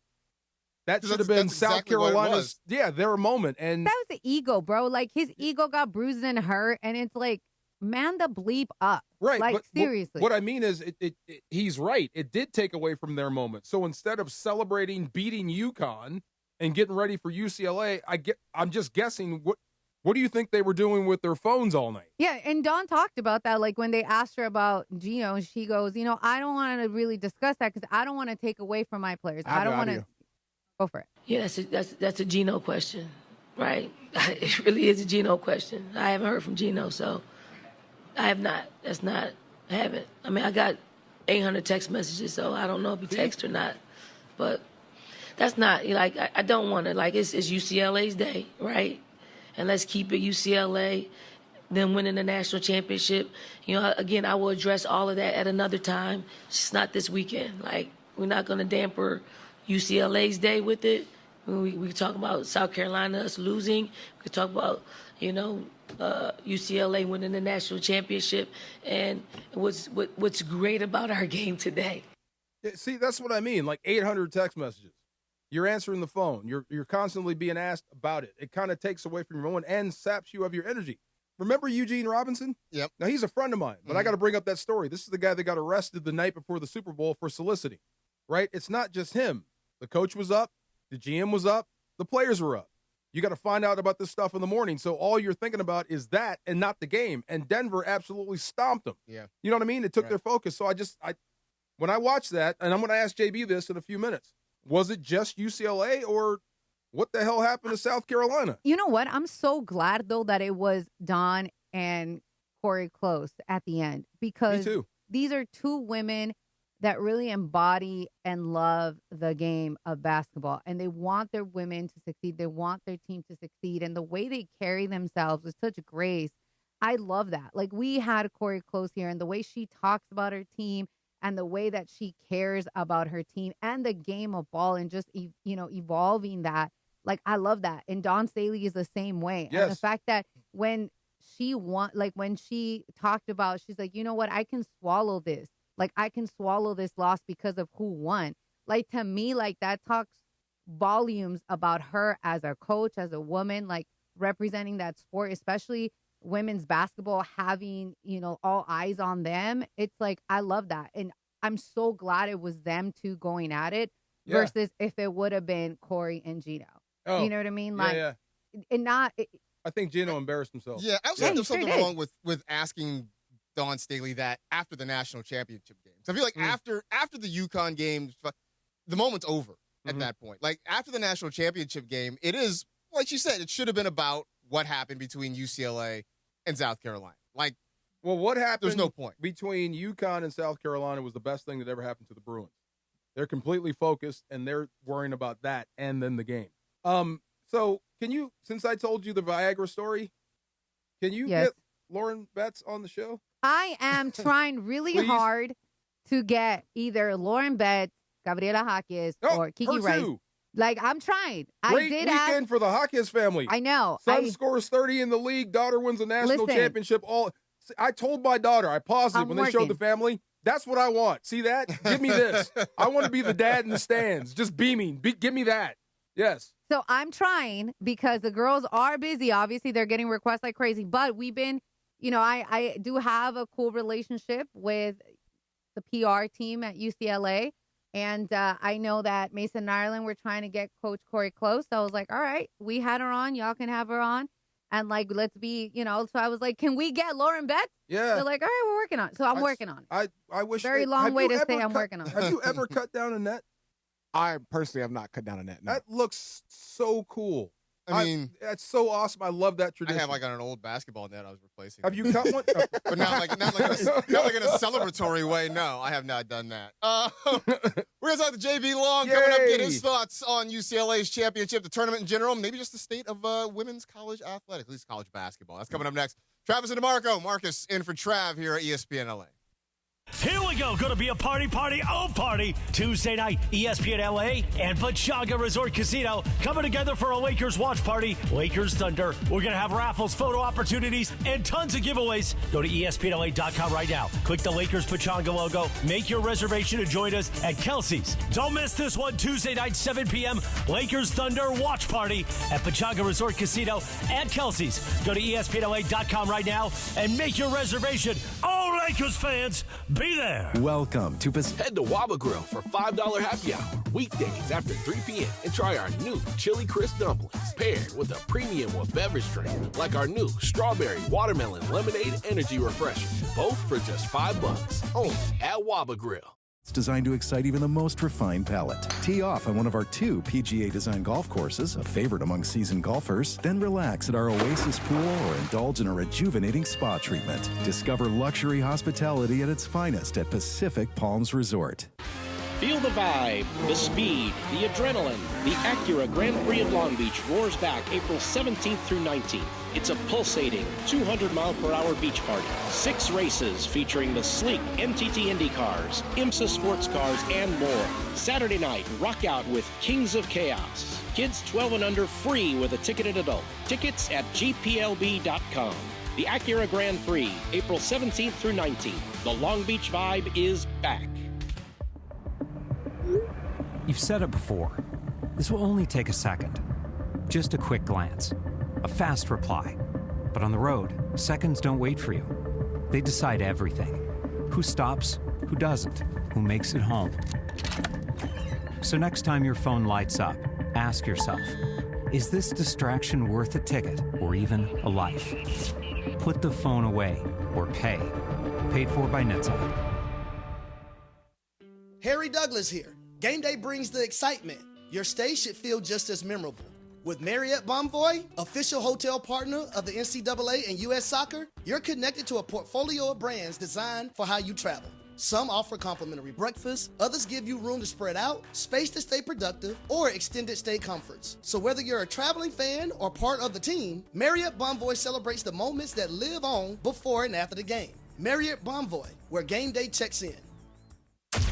And it is the DeMarco and Travis Afternoon Show, 4 o'clock hour, the 4 p.m. Waba Grill Happy Hour. Head to Waba Grill weekdays after 3 p.m. for their $5 happy hour and try their new Chili Crisp Dumplings. Bold, crunchy, and tossed in a fiery crisp. Paired with a premium WA beverage drink like that new Strawberry Watermelon Lemonade. Both for just $5 only at Waba Grill. The 4 p.m. Waba Grill Happy Hour rolls on with DeMarco and Travis right now on ESPN LA. Just take those old records on. I know JB Long did not ask for this song. There's no way JB asked for this song. You got a Bob Seger guy? DeAndre. We always ask people, like, what music do you like to be intro to? And I'm like, I'm not sure if JB has a song that's not really his thing. He likes to read. He's in, like I said, play one of his calls. He'd love that. Trying to find something. We couldn't put up quick enough. 100% JB. JB, are you there? I'm here. At least go night moves for me if you're going to pick this lane. I do it. What's up, man? How are you? Great to hear from you. I know the draft must be close if you're thinking of me. Happy Easter to you, like you sent me a text earlier today, and great to be on with you. Yeah, a lot of stuff. We got a lot of football to talk about. But first, let's talk about women's basketball, women's college basketball. UCLA, first time ever, national champion in basketball. Special. How dominant, where would you put this team? Tell me about your thoughts on UCLA winning the national championship. First of all, what a new horizon for us, right? We've covered a lot of topics in our decade together, DeMarco, but this might be our first women's hoops conversation that didn't center around your daughter. So happy to take this bridge with you. And shout out to Corey Close and the UCLA Bruins. You know, going back to the Annie Myers-Drysdale years, they've had some great teams. It's been a great program, but this is a new height, definitely, representing the Big Ten. And I'm so happy for Corey. I know how much work she's put in, how she's studied right alongside the legend, the Wizard of Westwood, and drew inspiration from John Wooden. You can hear a lot of his teaching and philosophy and the way she treats her student athletes and the things she instills in them. So, look, I don't know what you could take away from their season. They only lost once. It was back on Thanksgiving week. I actually did that game in Las Vegas, part of the Players Era tournament. They lost to a really good Texas team. They got payback along the way in the Final Four. It felt like their season was building to a collision with undefeated, top-ranked defending champion UConn, but South Carolina kind of stole their thunder, knocked out the defending champs, and they ended up having to go through the Gamecocks. So what an accomplishment. What a season. Only one defeat. Last year, the first trip to the Final Four. They learned from that experience. Their half dozen seniors go out in style. What more could you ask for? You talk about the half dozen seniors on this team, and this is a group that has stayed together for a while. JB, that is feeling really rare in college sports in general. I mean, this feels like we may not see a group like this very often, if ever again, that just they sort of learn and grow and achieve all together.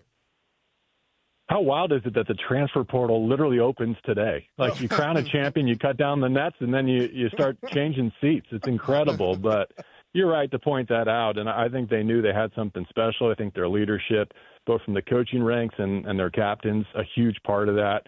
You know, Kiki Rice kind of arrived and said, this is what we set out to do. In a way, they modeled themselves after Don Staley in South Carolina. They have been the modern dynasty. The Gamecocks have, and UCLA, I think, coming up over the top is really poetic. It's the culmination of a long journey for them, and might as well name drop Gabriela Hawkes here. I remember covering her older brother, and he got to the Final Four and couldn't quite get over the hump. I think that was Gonzaga that year that knocked them out, so it was cool to see him there supporting her in Phoenix yesterday, and what a moment for that family. Great to have local connections to the UCLA program as well. She was all over the place, JB. She was fun to watch. Of course, I'm watching Lauren Betts because I'm like my daughter, like you said. Watch her. This is what I want you to do. But Hawkes was everywhere. But the quality of basketball, with what's going to go on tonight with Michigan, same thing. You stay longer, the basketball gets better. I hope that this maybe – because it seems like we have taken a time warp back to the 80s and 90s. This is what college basketball used to look like on both sides. I hope we get a bunch of senior-laden teams from here on out. I doubt it, but I hope it happens. I'm old enough to remember Adai Mara playing for Mick Cronin in UCLA. Talk about connections. Now he's dominating the interior for Michigan. He's a huge reason why they got a shot tonight against a UConn team that under Hurley seldom loses at this level. Once they get to the Final Four, they usually finish the drill. So I think they got the size and the shooting to do it. We'll see about Yaxel, whether or not he's healthy enough to go after that. What was it, an ankle and or a knee he did the other night? Kind of did his Willis Reed impersonation. I don't know how 48 hours are treating him, but I'm looking forward to watching tonight, as I'm sure you are too. Okay, one more thing. I mean, you saw the Geno Don Staley thing. I'm sure you did. I did. I just wonder. I mean, I was expecting a better game. I'm not surprised UCLA won. UCLA is a great basketball team, like you said, lost once back around Thanksgiving. But I am surprised it was that easy for them. Do you think one had to do with the other? You know, so interestingly enough, I covered a ton of Geno and UConn this season. I probably did about a third of their schedule on the television side, and it's the closest I've ever been to him or that program. A lot of people who are closer and have longer roots say that he's kind of softened in his old age.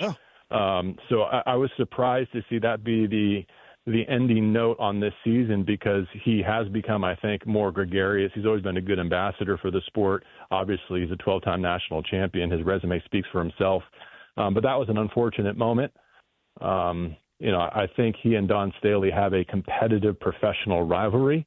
I think there were a few moments that apparently got under his skin and led to the disappointing climax there at the end. But, you know, I hope to see a whole lot more from each one of them. I hope to see each of them win national championship in the years to come.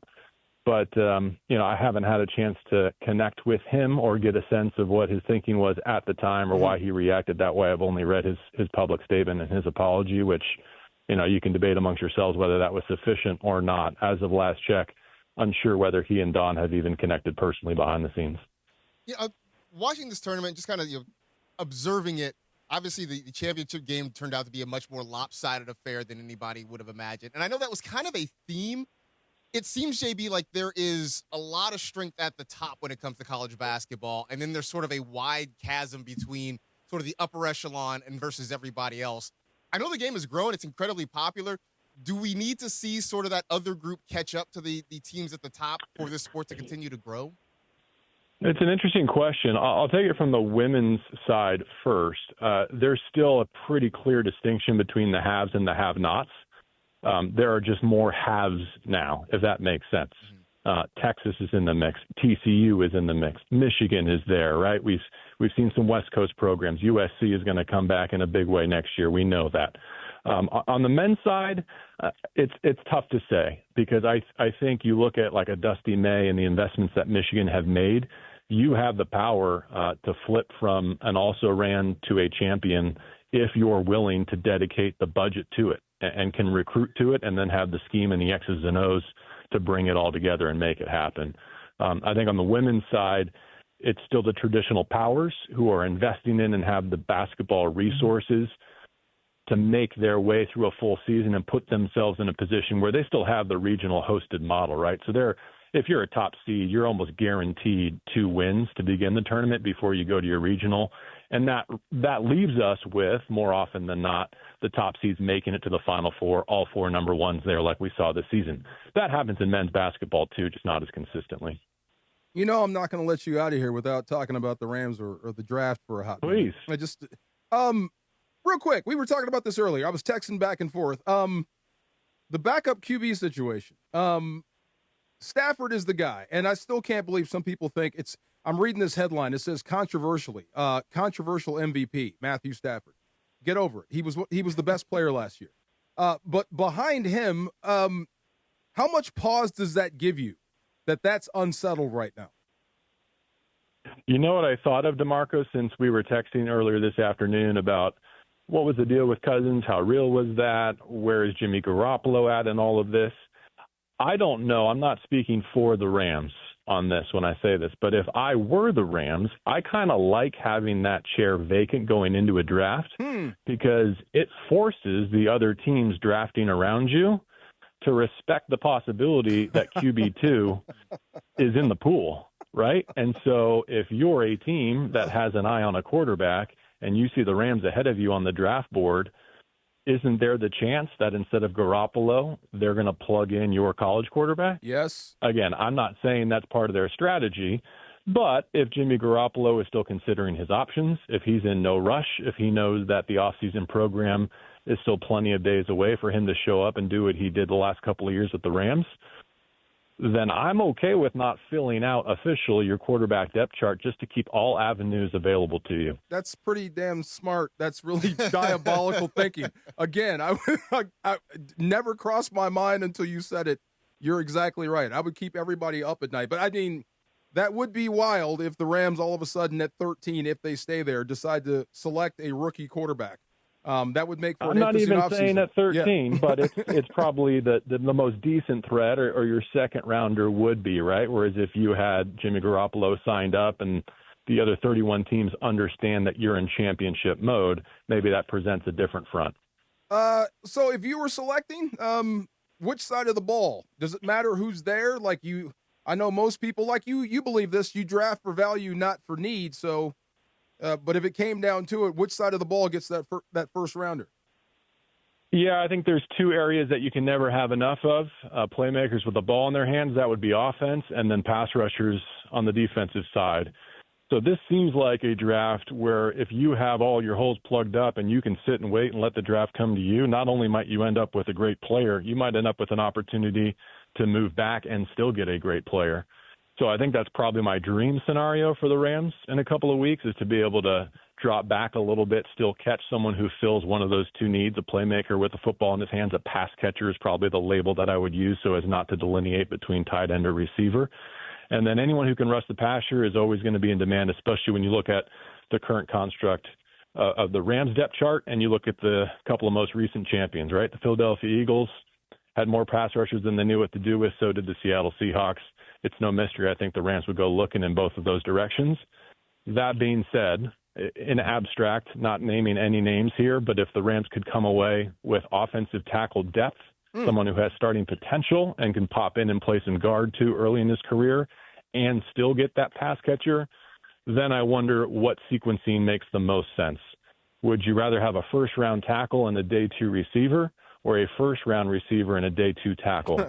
Which of those 2 scenarios improves your offense the most? I think so long as you got Stafford and McVay, it's going to work out either way. Yes. But that's probably the dress rehearsal, the mock drafting that's going on in my war room that doesn't exist except between my ears. See why I love this dude right here? See, when they make you GM, I just want to coach the D-line. That's all. Just give me the D-line. When they make you GM someday of some team, I just want to coach your D-line. How about that? My skin is way too thin to handle all that criticism and pressure, DeMarco. You know that.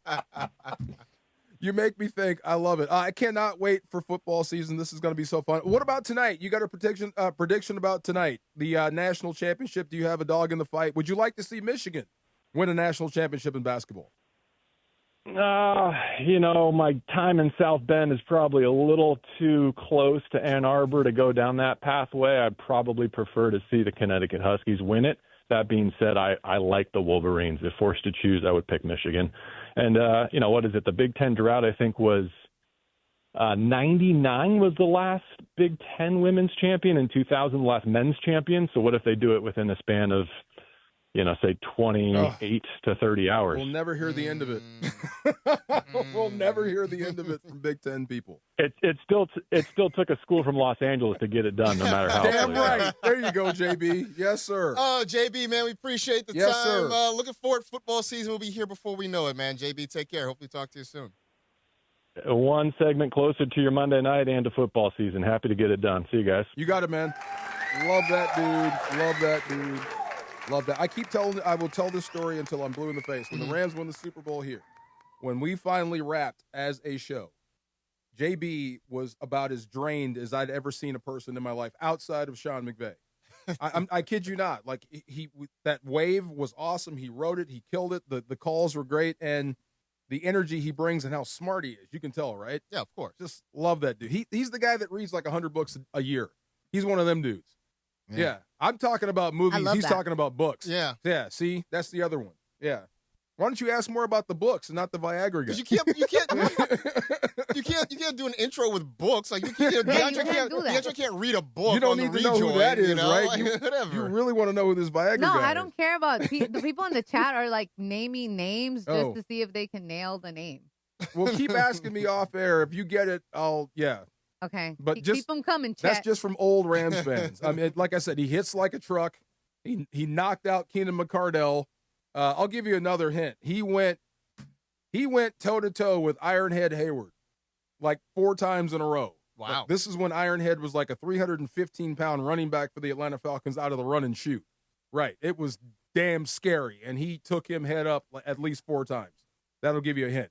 Join ESPN LA for the Lakers watch party tomorrow at 7 p.m. at Kelsey's inside Pchanga Resort Casino in Temecula. Enjoy the game if you can. Are we going to enjoy Laker games from here on out? Yes. Yes. Why Wow. wouldn't we? You lie on your butt. You know you're not going to be enjoying this. Come on now. It is still basketball. I was going to say something, but I'm not going to say it. Score autographed Laker basketballs. Your chance to win Laker playoff tickets. They are still going to the playoffs. There is a positive. Spots are limited, so make your reservation now at ESPN LA. Play your perfect combination at Pchanga Resort Casino, the official Native American resort and casino of the Los Angeles Lakers, at least for a month. No, I'm just kidding.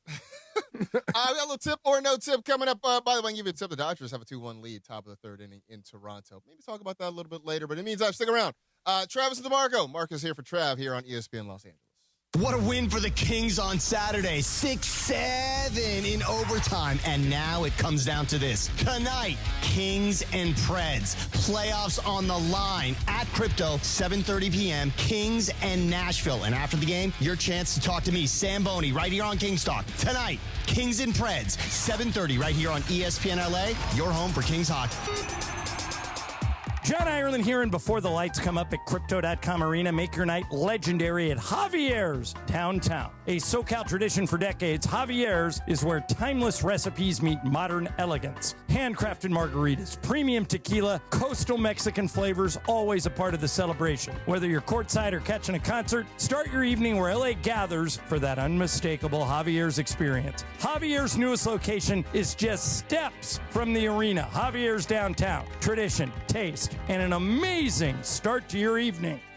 Hey, Ty Pennington here, back teaming up with Pchanga Resort Casino to give away another brand new house. Imagine yourself in an amazing, fully furnished, multi-million-dollar home in beautiful Orange County. All you need to do is play your favorite slots or table games at Pchanga Resort Casino. It's that easy. Visit Pchanga every Saturday to activate your entries for a chance to win a lucky key to the May 30th grand finale. I'll see you there. Individuals and businesses with tax problems, listen carefully. If you owe over $10,000 in back taxes or have unfiled tax returns, U.S. Tax Shield can help you take back control. The IRS can seize your bank accounts, garnish your paycheck, close your business, and file criminal charges. Our team of tax attorneys can stop collections and get you protected. U.S. Tax Shield offers a price protection guaranteed quote to get you protected today. U.S. Tax Shield is A+ rated with the BBB, so call 800-494-6139. U.S. Tax Shield, 800-494-6139. In pro football, if a coach can't see the whole field, he's missing out. It's that simple. If you run a commercial trade business and you don't have Service Titan, you're coaching blind. You need real-time visibility into project profitability. You need to know which jobs are making money and which ones aren't before it's too late. And you need to see the entire business in one place. Head to Waba Grill for $5 happy hour, weekdays after 3 p.m. and try our new Chili Crisp Dumplings, paired with a premium beverage drink, like our new Strawberry Watermelon Lemonade Energy Refresher. Both for just $5, only at Waba Grill. Afternoon show, 4 o'clock in the Southland. You know what that means. Time for Tip or No Tip. Tip or No Tip. With producer Laura. Tip or No Tip time. Take it away, producer Laura. Thanks, Chris. All right, guys. So I'm not a huge golf person, even though many have been trying to get me into the golf game. So we'll see if that ever happens. But Jason Day got checked by Augusta for his outfit. So Jason Day planned to wear a bold bird theme fit. So it was like a shirt and then the matching pants at the Masters. But Augusta stepped in and was like, yeah, you're not doing that. We're not doing that. So they told him, says they forced him to switch to solid colored pants instead of having the match. So he still wore the like bird theme fit, but not the pants. So tip or no tip? Let players wear what they want as long as it doesn't affect the golf or isn't disrespectful. No tip, because you're going to get clown outfits at some point. You are. I mean, I'm looking at it, and this is a big fat miss. You knew. So I see the top. Yeah, I would imagine. I'd imagine with the pants, that's a lot going on. He knew they were going to say no. He just did it. You know how they you wear crazy stuff, and you know they're going to say no. Like the NFL players, when they come out with like stuff that they can't wear and you know they're going to make you take it off. Mm-hmm. He had to know they were going to make him take this off. But that was his whole attitude, was like, make me. And they did. Right. Yeah. I'm going to say no tip just because I think there are some things in sports where tradition and being reverent to the thing, I think those are places where it still matters. And I think even though I think Augusta National can be full of itself sometimes, they've earned that right over all the years. Okay, right. I see where you're going. You know what I'm saying? If you're gonna wear that at the TPC Scottsdale, right? Like it fits there where everybody is drunk from the moment they tee it off. Yeah. Where where it is just a rowdy party atmosphere. TPC Scottsdale, you want to wear your bird outfit? You want to show up in a bird costume? Knock yourself out. It works. What's that one? Augusta, not so much. What's the one? It's the trash. Yeah, that's that one. The right. Waste management open. And I think he's is what they call it. Good. I'm not talking bad about Jason Day, but maybe Tiger could have pulled this off. Maybe. Yeah, Augusta's not the place to wear. No. No Agassiz in golf. All right, moving on. So I finally got my Olympic time slot this morning to buy tickets, and let me just tell you guys, it was a mess. I don't know who's dealt with the system, but every time I looked at something I wanted, it said currently unavailable, or it was way crazy expensive. I think one of the like the baseball ones that I looked at was like over $1,000 per ticket, and that's the most expensive crazy one I saw. But I'm like, what? Why? Like, what was the purpose of this? Because I just felt like it was a mess. One of my friends had it over the weekend, and he kind of told me he dealt with a similar mess, but he did say he still bought bought tickets just to say he was going to be at an Olympic game. So tip or no tip, if you're flexible with the event and you don't really care what event you go to, you still make it work and buy a ticket. Oh, tip. Absolutely. I mean, because I looked at it this weekend, and I was not at the point where I'm like, I'll just go see field hockey just for the hell of it. Like rugby was available, like these random things. I wasn't about that life. But yeah, if you really just want to say I went to an Olympic event, there's plenty of stuff out there that you could get for cheap. The other thing that you have to pay attention to, though, because there was a couple I looked at soccer, like I can get some, but you have to look because not all of the venues are in Los Angeles. So for soccer, because there were a couple where I'm like, oh, this is reasonable, and you clicked on it, And it wasn't here. It was in like Columbus, Ohio, or Nashville, or something. Nah. Yeah, Nah. right. Like I'm not flying out to Nashville to go see a first round Olympic soccer. Nashville, not Memphis. Right. I mean, like maybe LeBron would go. Just making sure. Maybe LeBron would go because it's not Memphis, it's Nashville. Like I don't know, but so yeah, it was. I don't know. I'm curious what the secondary market's going to be. Were you disappointed? Because I know you and I were talking about this, Marcus. Were you a little bit disappointed of like how the system went down? Because I was expecting it to be a little bit smoother than it was, and you're 1, 2, 4, maybe 5 people that I've talked to in regards to them getting their time slots. Everything was a mess. Like they're like, oh, we thought we had available, and it was like, oh, it wasn't here, or the prices said it was this, but then when they really clicked on it, it was way higher than it was. So I don't know. I was just kind of disappointed in that. Yeah, it was not. And I think because there are so many time slots, so I don't know when they began. But by the time I got to it, a lot of things were gone. Like men's basketball was always going to be expensive. Yeah. Yes. Oh, okay. That's 2. But they were all gone. In fact, everything. A friend of mine, I had a friend whose time slot was a couple days before mine, and he just screenshotted.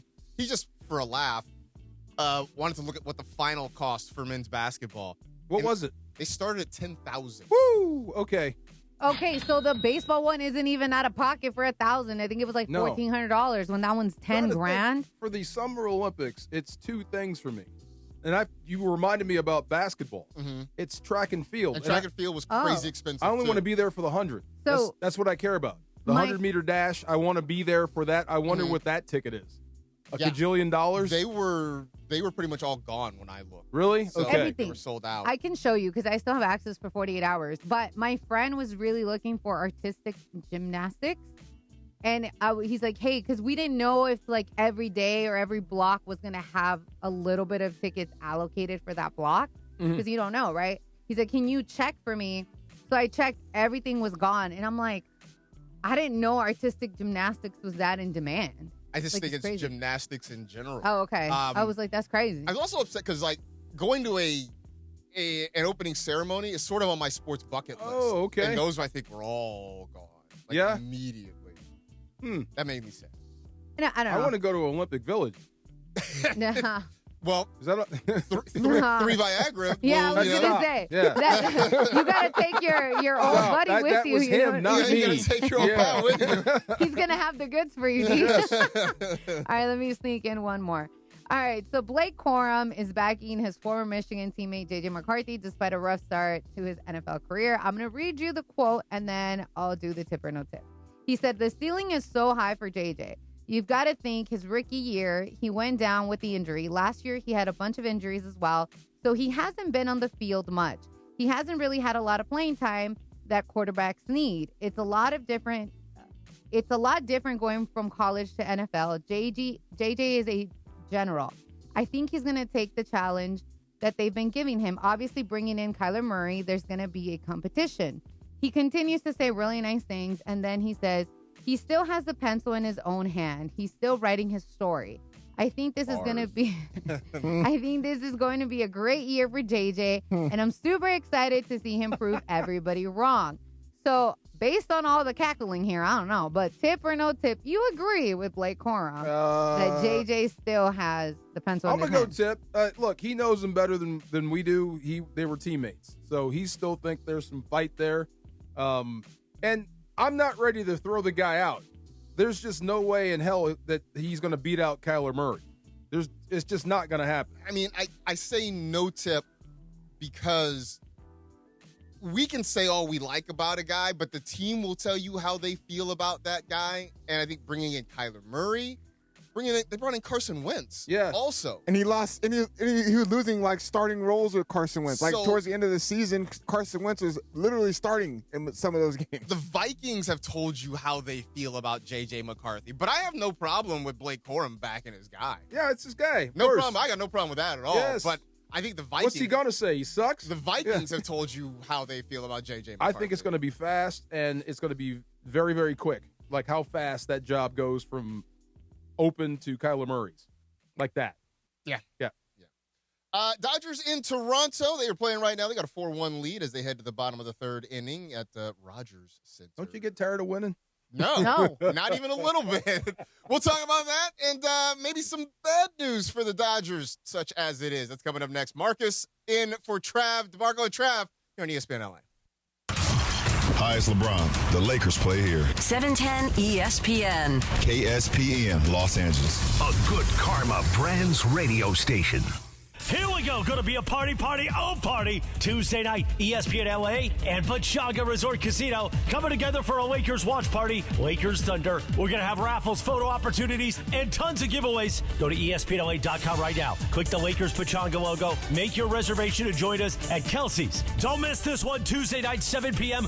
Lakers Thunder watch party at Pchanga Resort Casino at Kelsey's. Go to ESPNLA.com right now and make your reservation. All Lakers fans, be there. Welcome to Pacific Palms Resort, a full-service destination in the San Gabriel Valley. Stay in spacious, first-class accommodations with stunning views and savor an unforgettable meal at Red Restaurant and Bar, the hottest dining experience in the San Gabriel Valley, featuring culinary delights designed to excite even the most refined palate. Tee off on one of our 2 PGA-designed golf courses, a favorite among seasoned golfers, then relax at our Oasis pool or indulge in a rejuvenating spa treatment. Discover luxury hospitality at its finest at Pacific Palms Resort.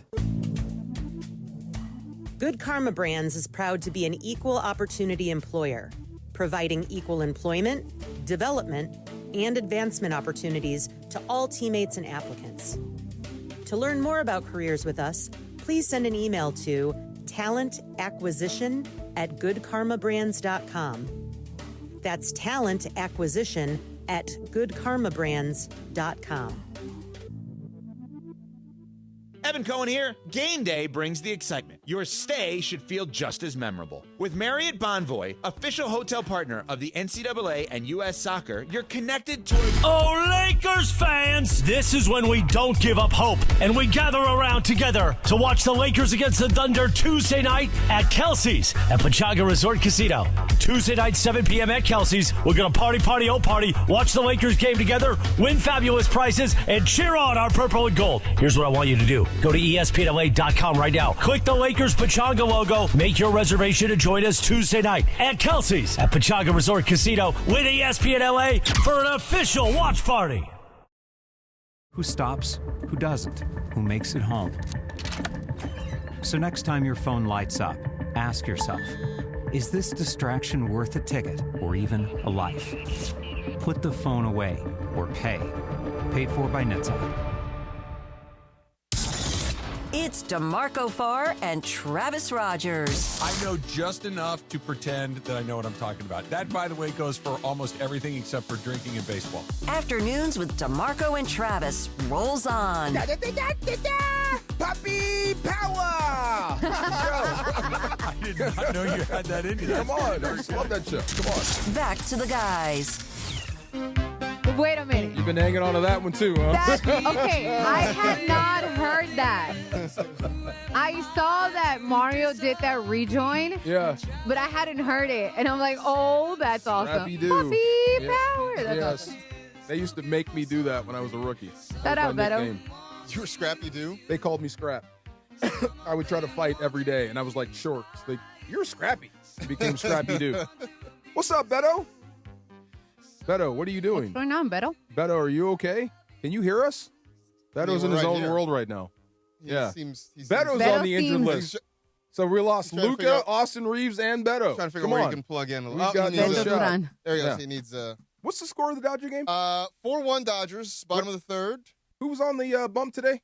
Justin Robleski, who the last time we saw him was damn near starting a bench-clearing brawl in Game 7 of the World Series. My favorite type of guy. Oh, now I hear you guys. What's happening? What's going on, man? Oh, what's happening? You, brother. What's going on, man? No, just killing time. Just killing time? That's it. Brah. Going to the Kings game at 7:30, and I don't want to sit in traffic. The 110 coming up this way. Oh my God, yes. Yeah, one wreck. And it's hot outside, so I was like, "Oh, where's air conditioning?" Oh, the studio. Yeah, studio. It's not that hot, man. It's freezing. But first of all, you used to be from Coachella, bro. You're soft. You're soft. It's a nice 95 degrees out there in Oh Palm my Springs God. right now. You can have it. No.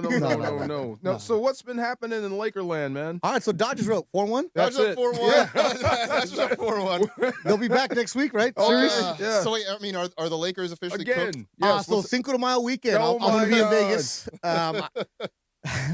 It sucks, bro. Yeah. It really does suck. Yeah. I feel bad, man. They were hot for a while. Yeah, March was fantastic. Yeah. Last night's Laker talk. We had a guy call in from New York City saying that he's a family full of physicians and orthopedics and fire the entire training staff. Like, all right, here we go. Blaming these. Oh, wow. Yeah, fire the training staff. They should have done that. Yeah, that's pretty good, though. Yeah. Okay, all right, here we go. She doesn't know what she's doing. Okay, but she has multiple degrees, Dr. Yeah, Vanessa Scott. Okay, cool. They're blaming her for Luka? Everybody's getting the blame right now. Oh, and boy. then all of March, nothing. All of a sudden last night, it's all Pelinka's fault. There was no depth. Like, wait, they didn't have depth in March either. Right. So it was that, and then why was Luka even playing? I'm like, because he was Laura. Laura keeps saying that. I was saying that. You got to play. Okay, you know what? We bitch and complain too much about guys, load management, and not playing. Right. And then all of a sudden, they're playing great too point. much. That's a great So the thing with this is, if it would have been the fourth quarter, I'm right there like, okay, this is done. But JJ even said, got clearance from the medical staff, and he told them, you guys have 6 minutes to show me something. Mm-hmm. Right? This is also, this mental warfare. Yeah. You got your butt kicked, and you're just going to fold it in at halftime? See? You can't do that. You got to show that we got some kind of dog, some kind of fight. I mean, you said you were scrappy. Show us that you got some kind of scrap. You're going to lose, but at least have some dignity with you lose. Yeah. But go down also, swinging. in case you see them again in the playoffs, at least show them, hey, we're not going to go between the tail between our legs right now. We're Totally going to have agree some. with you. So I think Yeah. I get it. Give them 5-6 minutes to see what they can, and they'll go from there. But it sucks because but everybody this part of the season has some kind of lingering, except for OKC, because they have 2 starting lineups. Like they picked up Jared McCain on a Philadelphia gave him away for a pick. Right. So it sucks. But yeah, the good thing is the regular season ends this week, and next week there's no games, so they have a chance to heal up because the Lakers have done well enough in the month of March where they're going to be at least in the 5th spot. They can't fall to the 6th because Minnesota lost last night. Okay. So they're either going to be 4 or 5. Ideally, you want to be 4. That way you have a couple home playoff games. The first couple, like the first Who 2. do you match up with if you're Houston. 4? Houston. Okay. Because Denver's going to go to 3, and Denver's playing really, really good basketball. You see Jokic and Wemby going at it? You see his brothers going at it with everybody? That's true. Like, Yeah, those guys. I want no part of the Jokic brothers. No. None. No. The thing with the Lakers is they'll have next week off, which is great. So you have a chance to maybe get Luka and Austin a step closer. But the first round is going to be LeBron and what? And that's what it is. You're down to a 41-year-old, as great as he is, but there's nothing out there. Luke Kennard gets you a triple-double. Great, but then Luke Kennard couldn't hit a three-pointer yet. 5 of 17 shooting, by the way. Yeah. And he's known for shooting. Right? I'm like, please shoot. But it just sucks because we were robbed of what could have been a good playoff run for the Lakers. Would they have gone to the finals? No. Western Conference Finals? Probably not. But at least have a fun playoff round where in April and you're like, okay, there's something to build here. But now you don't have anything. You don't have your stars. And like LeBron's great, but he can't do it by himself, as you saw yesterday. DeAndre, how many rebounds? Yeah. I mean, Luke Kennard out-rebounded DeAndre Ayton. Luke Kennard had 16 rebounds. 16. DeAndre Ayton only had 4. He's 6'2", 6'3". LeBron had 30 points, 9 rebounds, 12 to 15 assists. But guess what? They still end up losing to a Dallas Mavericks team who struggled this year. The Dallas Mavericks are trying to. They're not trying to win. They're not trying to win. They hadn't won a home game since January or something Cooper like that. Flag was on one. Okay, but it's Cooper Flag, and Michael was saying this in the pregame yesterday because he watches every game because of Clay. It's Cooper Flag has been told, go and do not pass. Just go. Which is what it looked like. Yeah, and kind of what it looked like. And those assists that he had were kind of accidental when the Lakers double teamed him, and he kind of got one off already.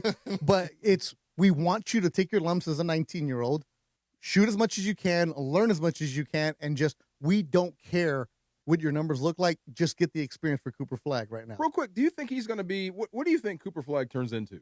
Because I'm hearing everything from like perennial all-star to all-time great.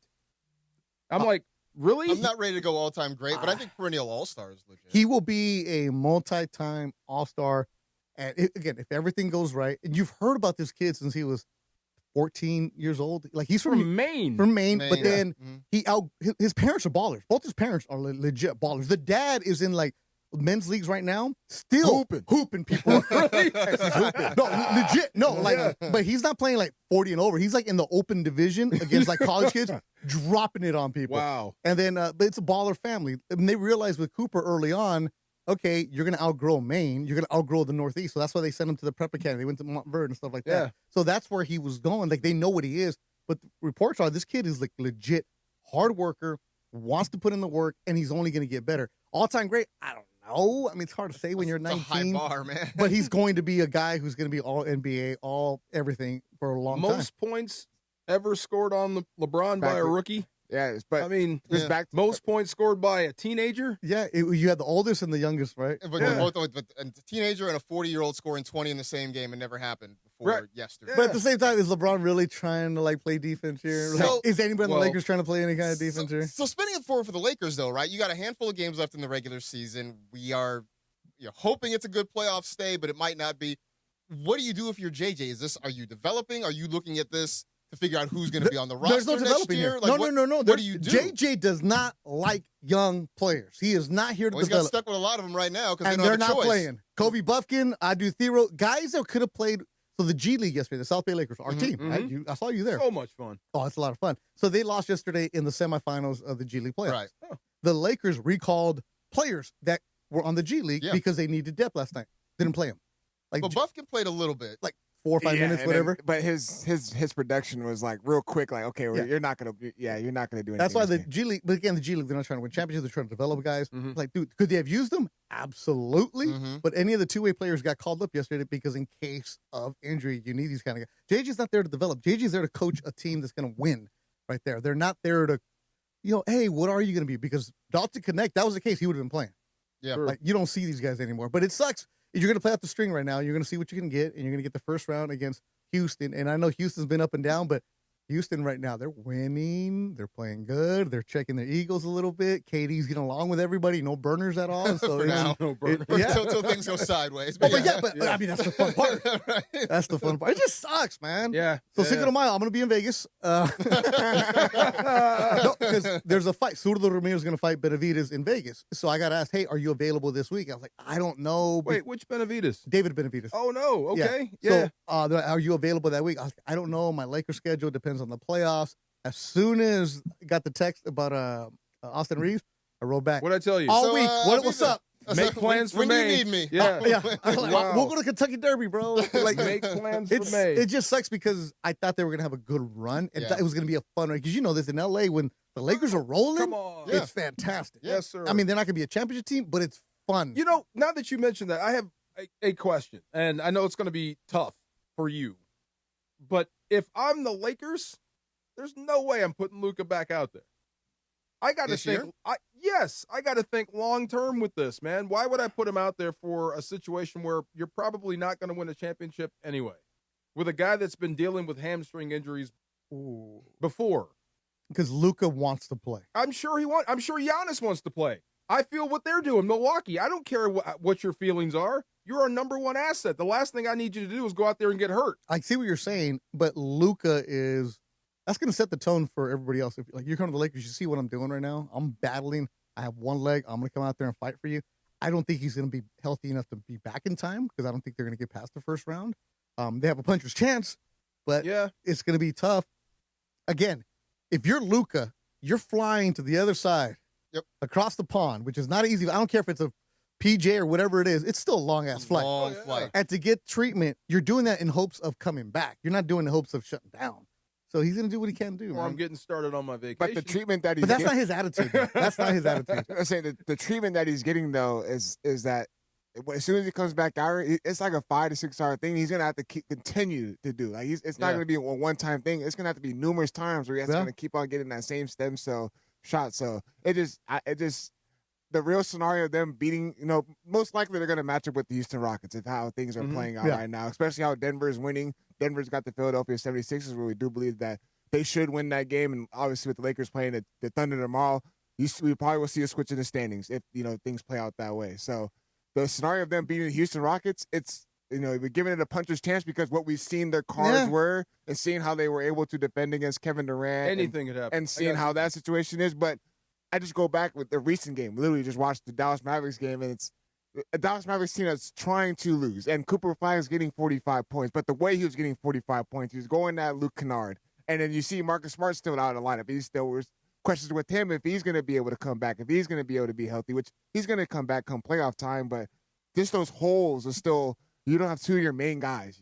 You don't have Luka Doncic, your 40-point scorer, your guy that does everything as far as offensively, and then your secondary primary ball handler, and Austin Reaves, who if Luka Doncic doesn't have it going in certain moments of the game, you could trust Austin Reaves to kind of create and get others opportunities as well. There's so you don't have no ball handlers at all. Like, Bronny cannot handle the ball. I mean, they see him, they jump on He him. was trying to run it through Luke Kennard yesterday at some point. You know? And then that's give not JJ ideal. credit for finding that. But that's not ideal what you want as far as Luke Kennard's position, because you want him to be the guy to come off the screens and get him down screens and knock it down the open Catch, shot. shoot, Not him please. to be the one to run your offense. Yeah. So, Even he said, like, come on, man, really? I mean, not that LeBron needs it, but imagine if he does. If he pulls this rock uphill and he beats the Rockets in the first round. 20-something-year-old LeBron, I you wouldn't could be surprised. believe it. Me either. I wouldn't be surprised because Houston might fall apart.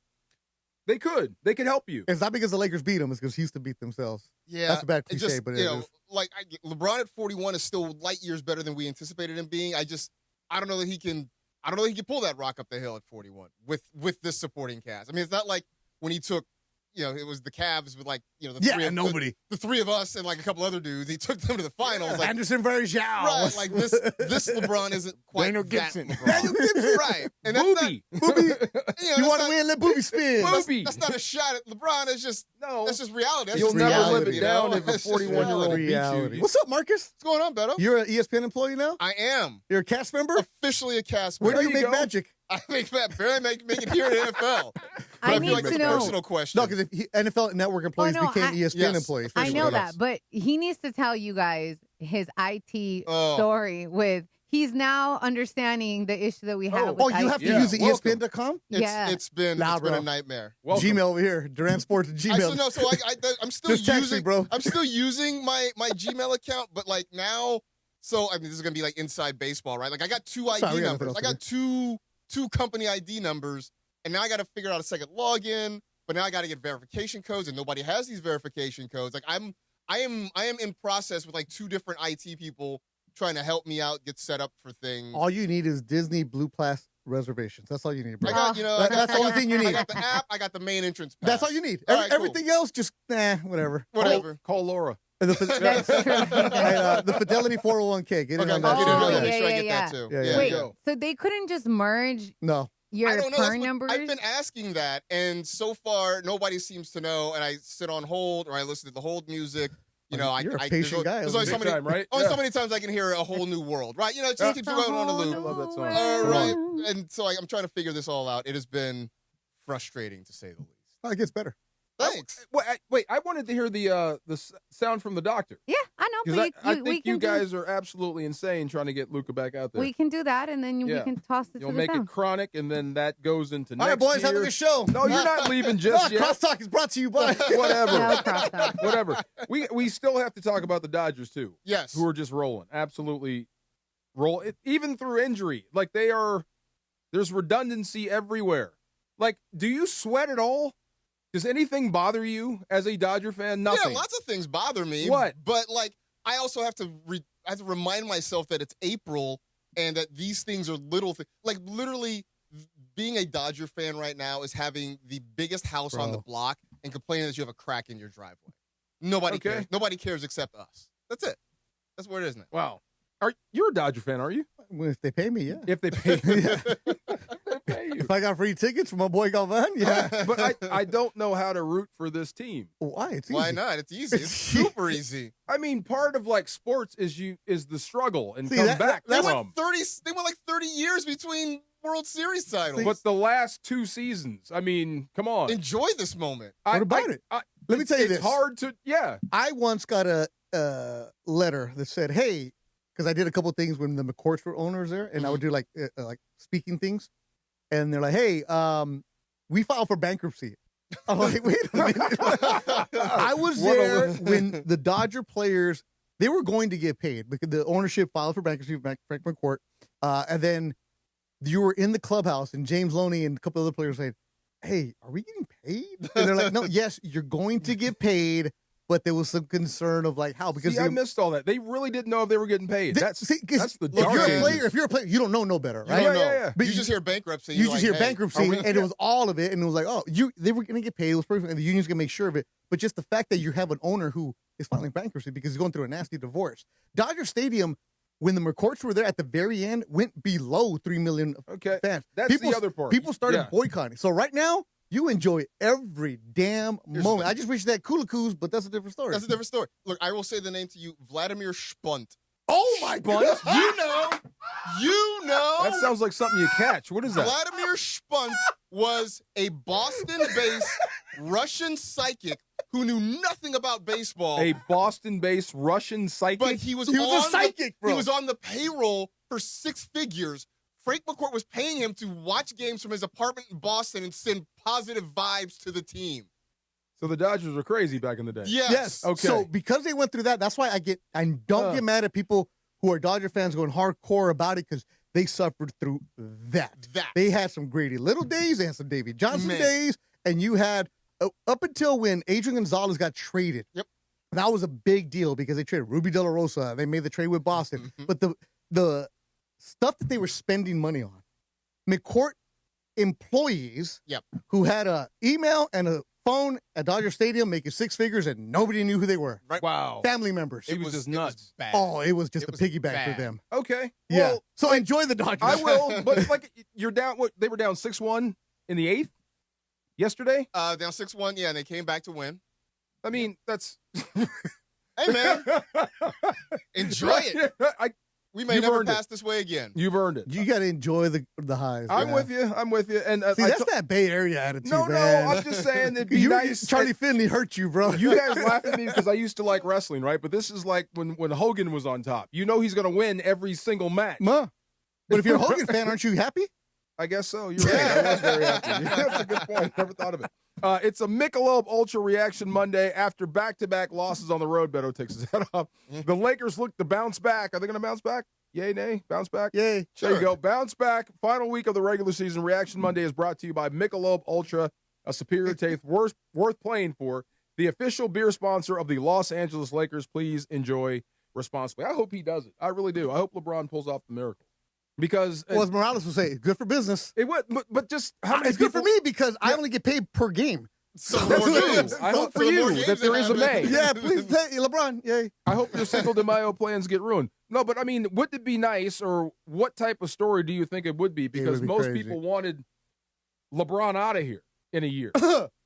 And then all of a sudden, you're depending on him, and he saves the day. This is when LeBron's like, oh, now you need that's what I'm saying, right? Now right. you need me. Yeah. Right? If I'm LeBron, that's how I'm attacking the rest of this year. So it's Thanos, right? After all your failures, what happened? He brought you right back to me. Thank you. You need me. Yes, that is kind of funny. It's not whose team is it now? It's actually LeBron's team. But who else needs to step up? I mean, are you kidding me? DeAndre Ayton got out rebounded by Luke Kennard.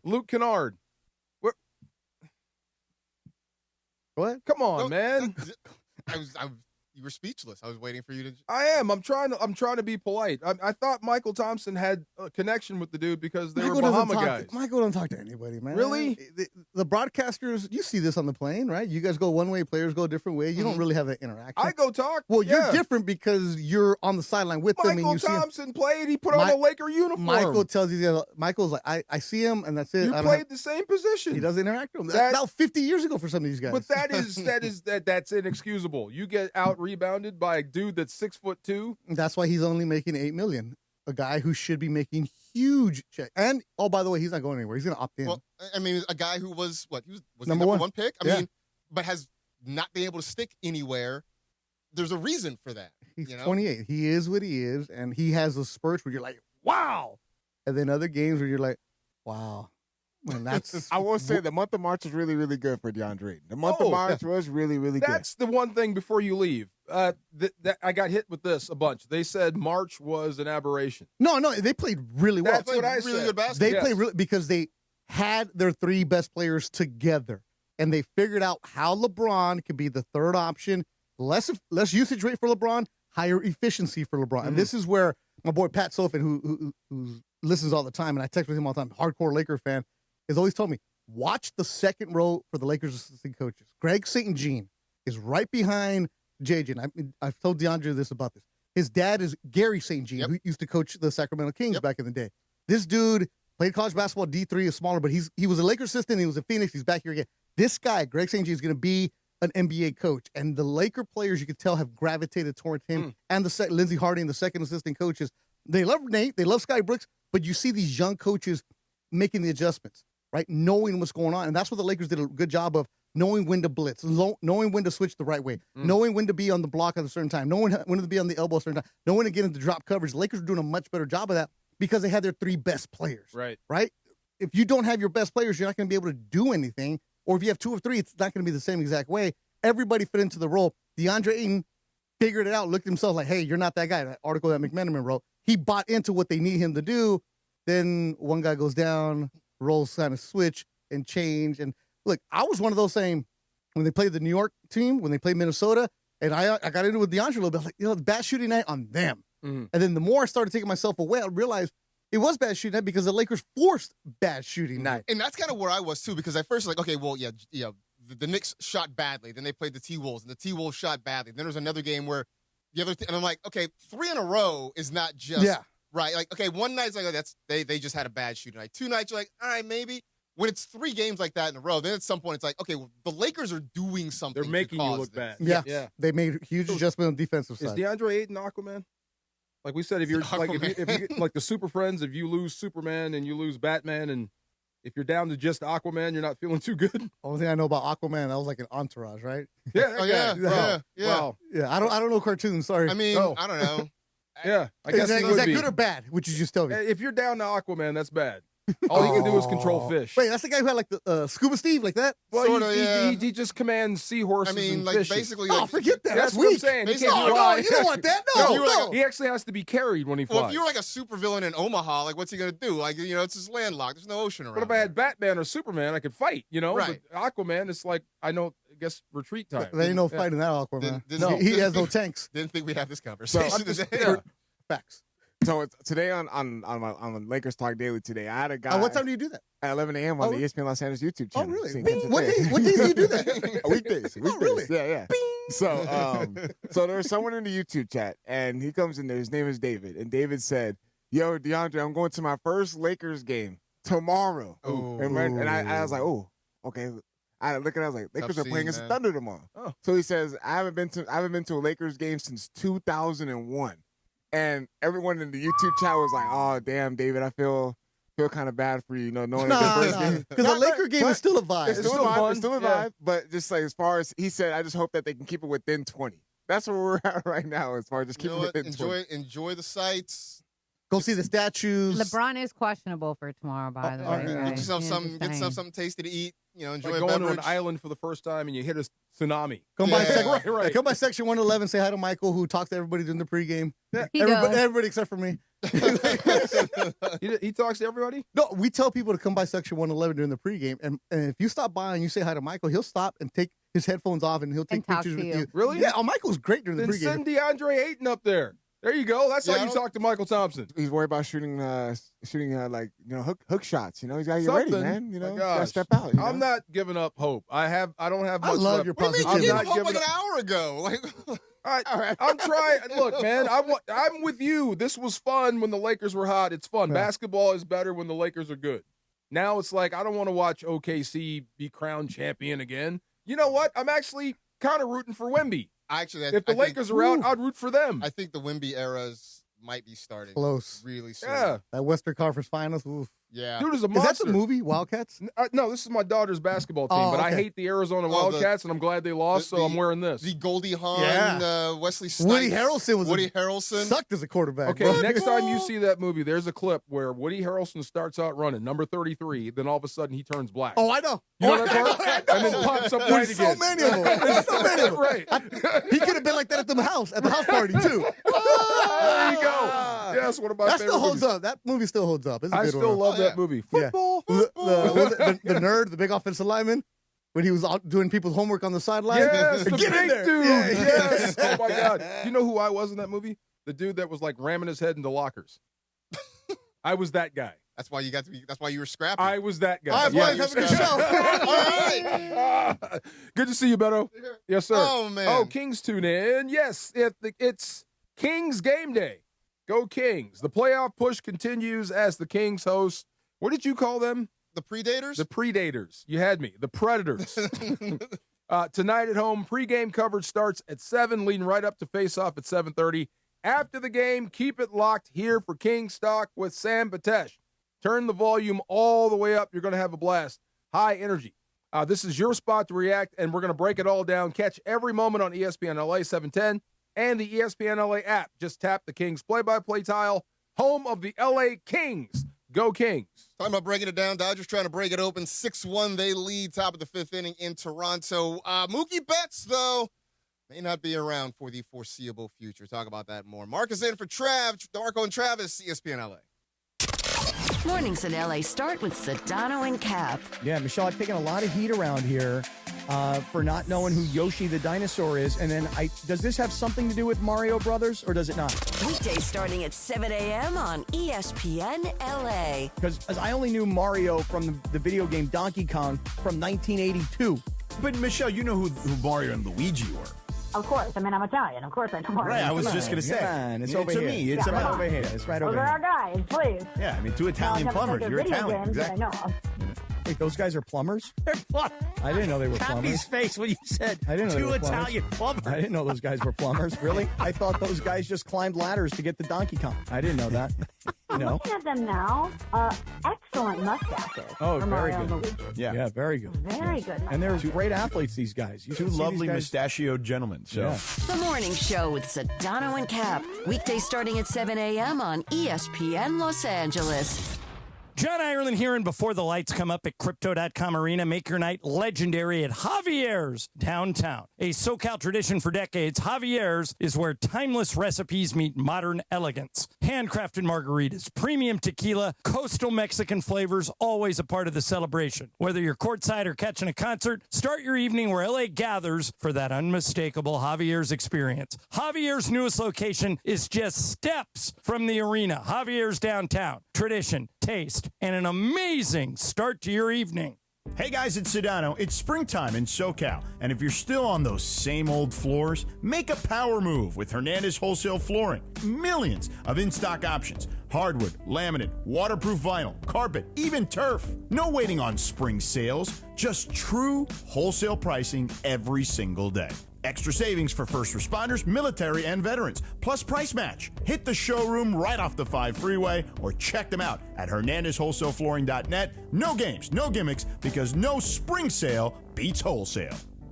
Evan Cohen here. Game day brings the excitement. Your stay should feel just as memorable. With Marriott Bonvoy, official hotel partner of the NCAA and U.S. Soccer, you're connected to a portfolio of brands designed for how you travel. Some offer complimentary breakfast, others give you room to spread out, space to stay productive, or extended stay comforts. So whether you're a traveling fan or part of the team, Marriott Bonvoy celebrates the moments that live on before and after the game. Marriott Bonvoy, where game day checks in. You've said it before. This will only take a second. Just a quick glance. A fast reply. But on the road, seconds don't wait for you. They decide everything. Who stops, who doesn't, who makes it home. So next time your phone lights up, ask yourself, is this distraction worth a ticket or even a life? Put the phone away or pay. Paid for by NetSide. Don't miss this one, Tuesday night, 7 p.m., Lakers Thunder watch party at Pchanga Resort Casino at Kelsey's. Go to ESPNLA.com right now and make your reservation to party with us.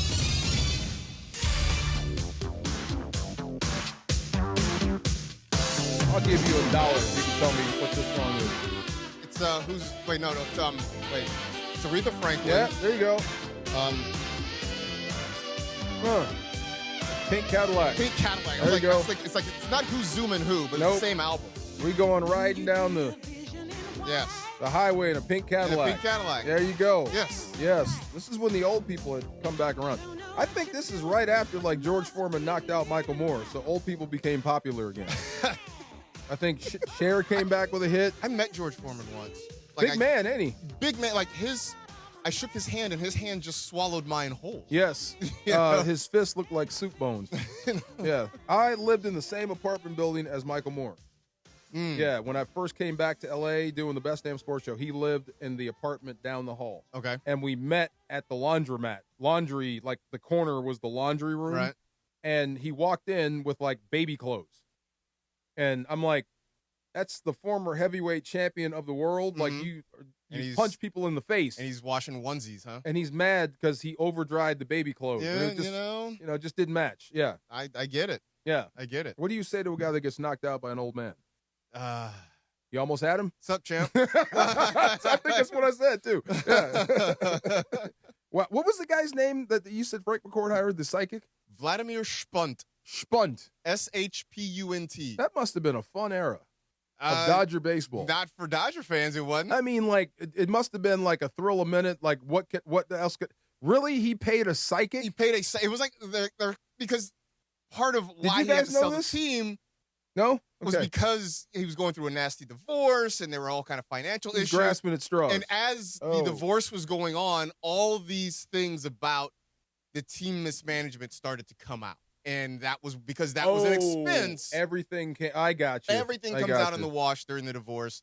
And that was one of the many things. The one that will always stick with me is that the Dodgers were paying a psychic 6 figures to watch games from Boston and send. I'm like, I send positive vibes from my apartment for free. Yeah. Like, why are you paying this man? You still, I mean, it's look, you have a higher payroll than just about anybody in baseball. Yep. You do have Otani. Yep. But it's not like you can just walk out, put the uniform on, and win. You still have to go out there and perform.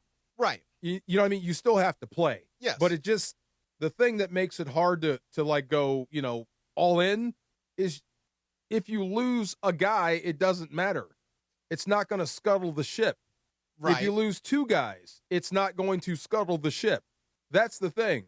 It's like you're playing a different game than everyone else. What makes it different for the Dodgers is that the margin for error becomes a lot wider.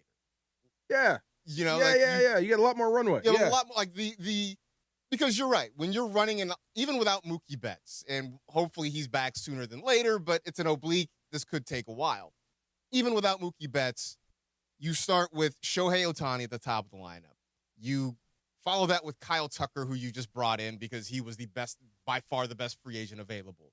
You still have Freddie Freeman, who has MVP awards. Will Smith, who on just about any other team around the league would be the headline Would be the guy star. you talk about, right? right? He would be the headline star. You've got a rotation that includes Yoshinobu Yamamoto, Tyler Glasnow, Shohei Otani. You will have Blake Snell back. Like, yeah, the Dodgers they've got bullets to spare at this point. So losing Mookie Betts stinks. It sucks for Mookie. It sucks for the fans. There are a lot of other fan bases that are telling us to shut the hell up. Yeah. You know? And you can kind of understand it, but like you said, going back to, what's his name again? Vladimir Spunt. Going back to, him. you kind of deserve it. Look, the only question I have, I guess, coming out of a sweep of the Nationals is Roki. Yes. I'm rooting for Roki. Right. I think it's because I saw him cry. Mm-hmm. That's like a thing. When I saw him and I saw how much it means to him, and you realize how young he is, like there's a lot, 24 years old, there's a lot left for him. I want him to be better than what he is, or more consistent than what he is right now. But the cool thing is, even if you fail for a while, it's not going to scuttle the ship, and it's not going to affect your development that much. You're going to keep getting opportunities if you're Roki. Absolutely. And they're going to keep giving him opportunities in Los Angeles for the foreseeable future. I think sending him down to Oklahoma City is sort of a worst case scenario right now. He's going to get his chance to fail with the big club. I think part of the problem part of Roki's problem is not a Roki problem. It's that he came over from Japan with a whole lot of hype, a whole lot of hoopla.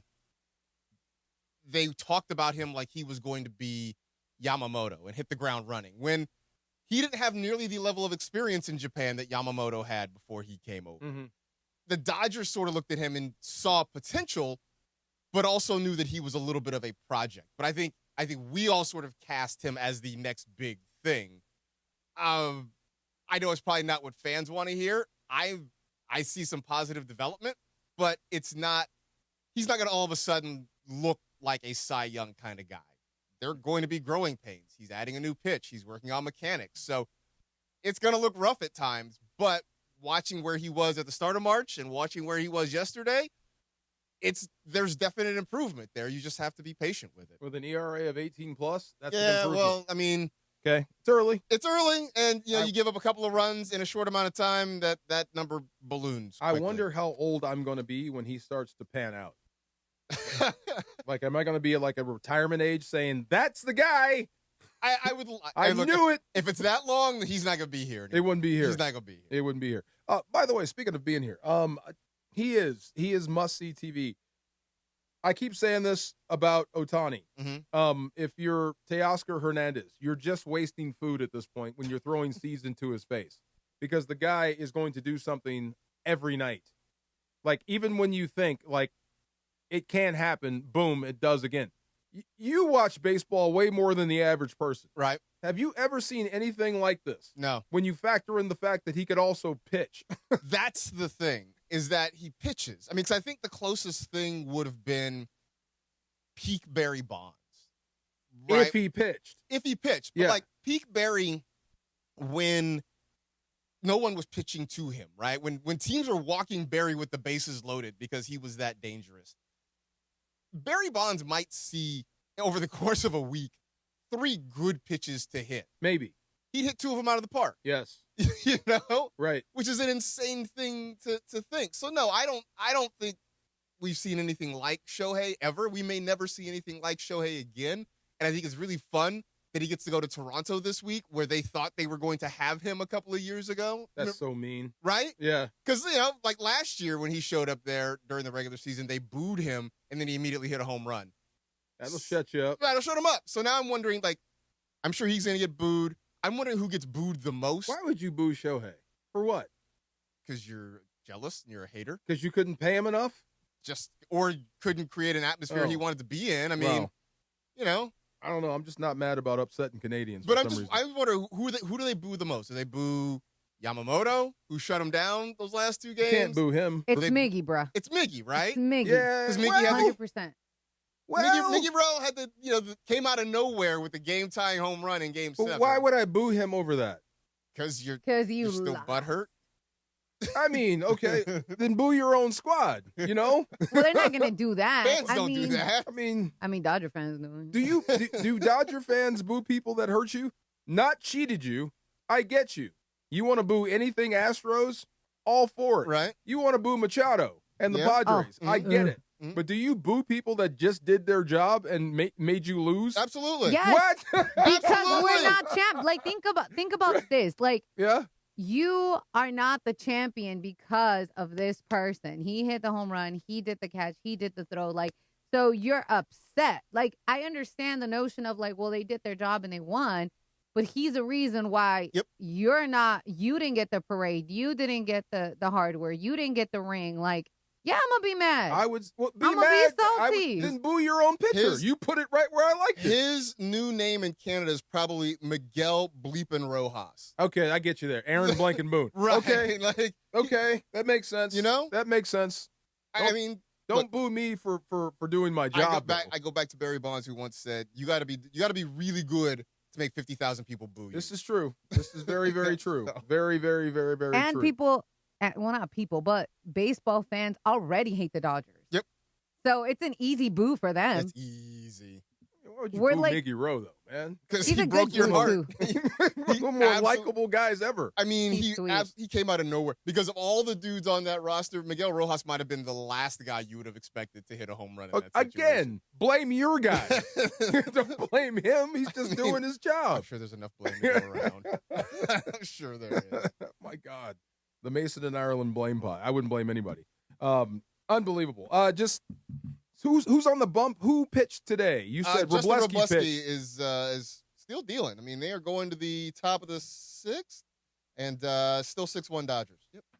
Get used to saying that. Yep. Yeah, over and over and over again. Yep. They can. I do, and I'm not trying to pour cold water. The crazy thing I is, just wonder how history remembers this stretch after the CBA gets changed, and you're not allowed to do this anymore. I wonder. I wonder. Same way we remember the Yankees Yeah. from the early 2000s. Same way we remember the Yankees from... I don't remember them deferring a bunch of cash. See? They just had more money than everyone else. But why are you mad that they I'm not found a mad. loophole that got them who they have on the field? And it's legal. Because I don't think baseball fixed anything, and the Dodgers are the Yankees dynasty just went away. I wonder what happens when everything is kind of leveled out. But other teams have deferred money in the past. True. That's why we get Bobby Bonilla Day every July 1st. This is true. You're right. The Diamondbacks, when they won in 2001, Kurt Schilling and Randy Johnson were both getting deferred money.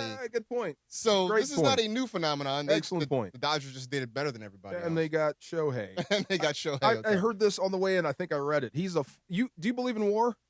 As in wins above replacement? Yeah. Yes. He's a full point ahead sure of he Aaron is. Judge. I'm sure he is. Come up. Wow. Especially, Aaron Judge is a machine. Especially because he pitches. That's Yeah, the other that's part of the it. other part of That's it. the other Right. part of it. Wow, that just makes you special. Yep. All right, we have shop talk coming up. Little next. shop We talk, do. right? Finally, after We 10 do. days, and no more Viagra talk. You keep bringing it up. Nobody else You has keep brought trying it to up. figure out who it No. is.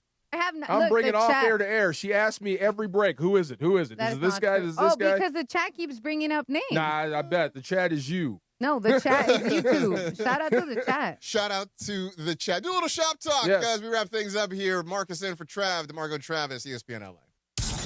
Purple and gold-blooded. The Lake Show play here. Tomorrow, the Purple and Gold are back at Crypto.com Arena, and the Lake Show are looking for some payback on OKC. Grab by LeBron. Grab by Arabia. Ahead to Reaves. Alley-oop to LeBron. Slam dunk. Highlight play of the month. Lakers Thunder from downtown LA. Coverage begins tomorrow at 6 p.m. Every dribble, every dunk. This is the home of the Lakers. 710 ESPN and the ESPN LA app. April brings showers, and I'm bringing soap. Lots of it. Now your top reasons to visit Morongo. Comedy icon Eddie Griffin takes the stage Friday, April 17th. Get your tickets now. Number 2. Get a 3-piece mixing bowl set the 14th when you earn 500 points on your rewards card. And the number 1 reason. Win a Polaris Razor Pro R Ultimate. Earn entries playing your favorite table games. Be here April 30th, 10 p.m. for your chance to win. Morongo, good times. Hyundai gives you America's best warranty on every new vehicle. It includes a 10-year, 100,000-mile powertrain limited warranty, plus 24/7 roadside assistance. That's peace of mind from Hyundai. And these days, that's priceless. Now, get the Hyundai Tucson for 0% APR for 60 months, plus 0 payments for 90 days. Visit your local Hyundai dealer. Offers end April 30th. Call 562-314-4603 for details. Smalls here. Look, I get it. GLP-1 weight loss shots are popular. They're everywhere. But not everyone is thrilled about weekly injections. So what if your GLP-1 was as easy to take as a mint? That's why I want you to know about compounded terzepatide. It's a mint-flavored tablet you simply let dissolve under your tongue. No needles. It's designed to help curb appetite and reduce cravings, even sweets and carbs, which are my personal enemies. And when hunger's under control, it's easier to eat less. Stay away from the junk foods that trip you up and tackle your weight loss goals head on. And this is important. The compounded terzepatide is recommended by the medical board of the wellness companies, the doctors I trust. Look, if you're serious about getting your weight under control and weekly shots aren't your thing, I strongly encourage you to look into terzepatide. Getting started is fast with an easy online physician consultation. Imagine discovering a no-needle option that fits your needs. Go to noneedles.com/smalls. Promo code SMALLS to save $50. That's noneedles.com/smalls. Promo code SMALLS to save $50. Prescription required. Always consult your doctor to determine if this product is right for you. Prizes, flyaways, even cash money. You want it? We've got it. Find a list of all contests and official rules by visiting ESPNLAcontests.com. That's ESPNLAcontests.com. Progressive knows there's no one more important to your team than your pet. They're like your top draft pick. And it looks like Chuck has selected Pepper the Corgi. Bold pick there, Deborah. Yeah, Rich, Pepper has a high ceiling for sure, but he does have a tendency to bark at every tree. Yeah, he brings a lot to the table, but also takes a lot off of it, especially when it's been left near the edge. Nothing left to do now but suit him up for the dog park. Protect your top draft pick from injury and illness with Progressive Pet Insurance. Get a quote at Progressive.com. Progressive Casualty Insurance Company affiliates and third-party insurers. Not available in all states or situations. Covered subject to policy terms. Smalls here. What if you could enjoy the flavor of a cocktail without the alcohol? Meet RK Zero Proof, a pioneer in the alcohol-free spirits category that delivers bold taste and a warming sensation, but with zero alcohol, zero sugar, zero carbs, and zero calories. So you can celebrate with friends, unwind after a long day, and wake up tomorrow feeling great. It's all the ritual of a drink without the regret. Discover RK at rkbeverages.com. That's ARKAY beverages.com. RK, the spirit without the alcohol. This is the afternoon show with DeMarco and Travis. If I came in a tank top and dolphin shorts, you'd be like, what's up, dude? What's going on over there? DeMarco and Travis continue. I couldn't have been scareder. Is that a word? More scared? More scared. Back to the guys. All right, guys, I'm going to be running a little shop talk here. Puppy power! Oh I love that drop so much. So much. All right, but before I get into like our typical on the day and happy birthday, all that stuff, Travis isn't here today. But D-Far, you've been gone for a little bit, and Travis made it known on Thursday that we were in Ontario at ONT Field for the Buzzers opening day game that he wanted to call play-by-play for one of their games. So on Friday when we were at Legends Attic, we had Alan Benavides, who's the manager for the Tower Buzzers, and we kind of put him on the spot, and he agreed. So Travis will be calling a game. We got to figure that out, and we'll let you guys know what game he'll be calling. And I think Mason's going to join him. But I think it'll be really cool. I'm over here, like, making plans. But if you threw out, like, the first pitch the day that Travis... Oh, look, see, she's putting people on the spot again. Yeah. I'm putting people on the spot. You ain't roping me into nothing, see? Why not? No, Throw see? the first pitch. See, Throw look the at first you. pitch. Why not? What are you doing? You don't want to do this? I smelled the setup the minute she started talking, see? Why? Huh? You can't throw a ball or what? Of course I can throw a ball. Okay, then. Have you thrown off a mound before, DeAndre? No. Have you thrown off a mound before? Not recently. Okay, it's very different, isn't it? I've thrown out first pitches before. Sometimes they don't go well. I was gonna say, you're not like 50 Cent. This sounds like something went bad. Might be, right. May come out like 50 left. Cent? Huh? Yeah, I hope you're not throwing the ball like 50 Cent. Like 50. Okay, see, then I'm... Well, then you're listen, fine. See? you're going to be fine. You're fine. Also, we talked a lot about your camp counselor stories, and I'm sure we'll get more throughout the week. But it was Easter Sunday yesterday, and DeAndre came in here with some leftovers, which I'm going to put him on the spot because he didn't bring us none, and I'm a little... I feel some type of way. I guess none of us are safe, huh, DeMarco? No, 0. So I just kind of wanted to know what your Easter Sundays looked like yesterday, guys. It was fun. Mine was great. Went to service. We had great food, great message, and we were in and out back home in 2 hours. And I was asleep in 3 hours after that. There you go. For the rest of the day, yes. But you had the cabbage and what was in The there? ham. Cabbage. Got some mashed potatoes. Felt like I was back in my ham, cousin's some house. turkey, There you little go. prime rib. See, and none of it for us. So I felt some type of way. Again, you go look at that fridge back home in Palm Springs, completely empty. Trust me, I know. When I go to my mom's and she has something, the leftover boxes, the Tupperware, all comes out and everybody takes them. Oh, I also have some banana pudding too. See? Look at you. Come on. I will say, though, something that the pastor said when I was in service, he grabbed somebody's phone and recorded. He goes, I have so many people here today, and I know I ain't going to see none of y'all next week. So I thought that was funny. All right, so going into the birthdays. So Paul Rudd today is 57 years old. Wow. Ant-Man. I was a little surprised that he was 57 because I don't feel like he looked 57. He quit having birthdays like a while ago. He just Right? decided to stop. Paul Rudd fan? You like Paul Rudd? I like Paul Rudd. What's your kinda number funny. one Paul Rudd? I think Ant-Man. What do you think? Yeah, because like most everything else, he's sort of a supporting character. Yeah. But like, was he in Knocked Up and like This Is 50 and stuff like that? But he The was like, one with the movie, is it Jason Segel? What his line was sloppy. He was in Clueless. Remember, he was a brother in Clueless. Yeah. Okay. Yeah. This Okay. is 40. This He's is had 40. a like He had a a really lot good of career. Yes. Yeah. And then I'm sure you guys will remember her, but Candace Cameron, Oh yeah, DJ Tanner. DJ Yeah. Tanner turned 50 years old Wow. today. Nice. Which is crazy. Wow. DJ Tanner's 50. Billy D. Williams, 89 Lando years Calrissian. old. Kind of Colt wanted to leave that. 45. Yes, Now, sir. I believe, and I'm gonna look this up before I say this out loud and make a What? fool of myself. His actual name is William December Williams. Really? That is his name. That's his name? Oh, I never knew that. William December Williams. Billy D. I was did the not know guy. that it was December. Yes. Yeah, the middle name. Lady All sings the blues. Yep. Nighthawks. Of course, Star Wars. Yeah, there we go. There's Yes. a lot of really cool national days, but we don't have time to go through all of them. But I will say I'm very sad that Funches is not here for this one. It's National Twinkie Day. Oh. Funchy is our go-to foodie person. Yeah. When's the last time you had a Twinkie? It's been a while. The last time I had one, though, I was like, oh, it's really sweet. When's the last time you guys had a Twinkie? I hate Twinkies. I probably had one about a month ago because Punch brought one in. Yeah, see? Oh, that's right. I was here. That's Yeah. right. That's right. I'm That's here. right. I'm here. I haven't bought a Twinkie. I don't think I'm here. I don't think I've ever bought a Twinkie from the store.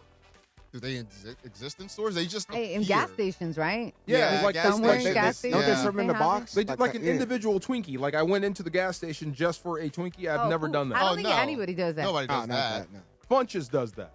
For sure. Okay. I'm sure he does. Also, Yeah. Tim says you can order Twinkies like one at a time or per one. I don't know. Oh. Tim a little weird. He likes Whataburger over In-N-Out. So there's that. That's weird. Exactly. Very Have you weird. tried Whataburger? Yeah. Yeah. It's, Oh, it's okay. like it is supremely super mediocre. mid. So mid. It is incredibly Super mediocre. You mid. say so mid. It is. mid. Yeah. You sound Mid. like So kids mid. at the camp. Okay. All right. So it's National Pajama Day. Sweet. Yay. And how many people actually like wear pajamas? I do. Like a full set? Yeah, like a full pajama set. So not consistently, but like we have a thing now where every Christmas we get Christmas pajamas. You know, okay, the but that's family. like a picture thing. Right, but no, but sometimes like I'll just wear them. And so for a while we would do like a family Halloween costume that usually involves some sort of onesie, and I have occasionally broken out. Like when it's really cold, I'll break out the onesie too. Yeah. Yeah. I don't All right. have PJs anymore. So yeah, I feel like just whatever shorts, t-shirt you throw on. Yeah. That's What happened to my the PJs. silk pajamas? Silk sheets, my man. Oh, okay. Silk My bad. sheets. My bad. All right, we're running out of here, but I have one more. So I thought this was really in 1990.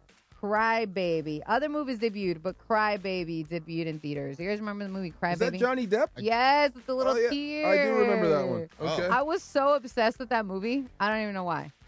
Johnny My- Depp. My sisters used to play it on replay, and I was like, I want one like that. Mom was like, what you mean? I was like, a guy like that. Aw. Now that I'm older, I was like, I don't want one like that. Thanks for letting me hang out with you guys Of course, today. man. Been fun. Absolutely. Yes. You know, like, if you don't mind, I'll be back next Monday too. Yeah, of course. Yes. There you go. Just shake hands before. Don't be Gino. All right. There you Oh, go. tomorrow it's lit with Morales. That's right. Oh, yes. Gird your loins. And Travis is Morales back. is tomorrow, and Travis is back. Cannot wait. Been fun. Good to see y'all. Catch y'all tomorrow. Mornings in LA start with Sedano and Cap. Just back up for one quick second. You know, everything he said about referees wanting to get on TV, leave that to me, Puka. Weekdays starting at 7 a.m. on ESPN LA.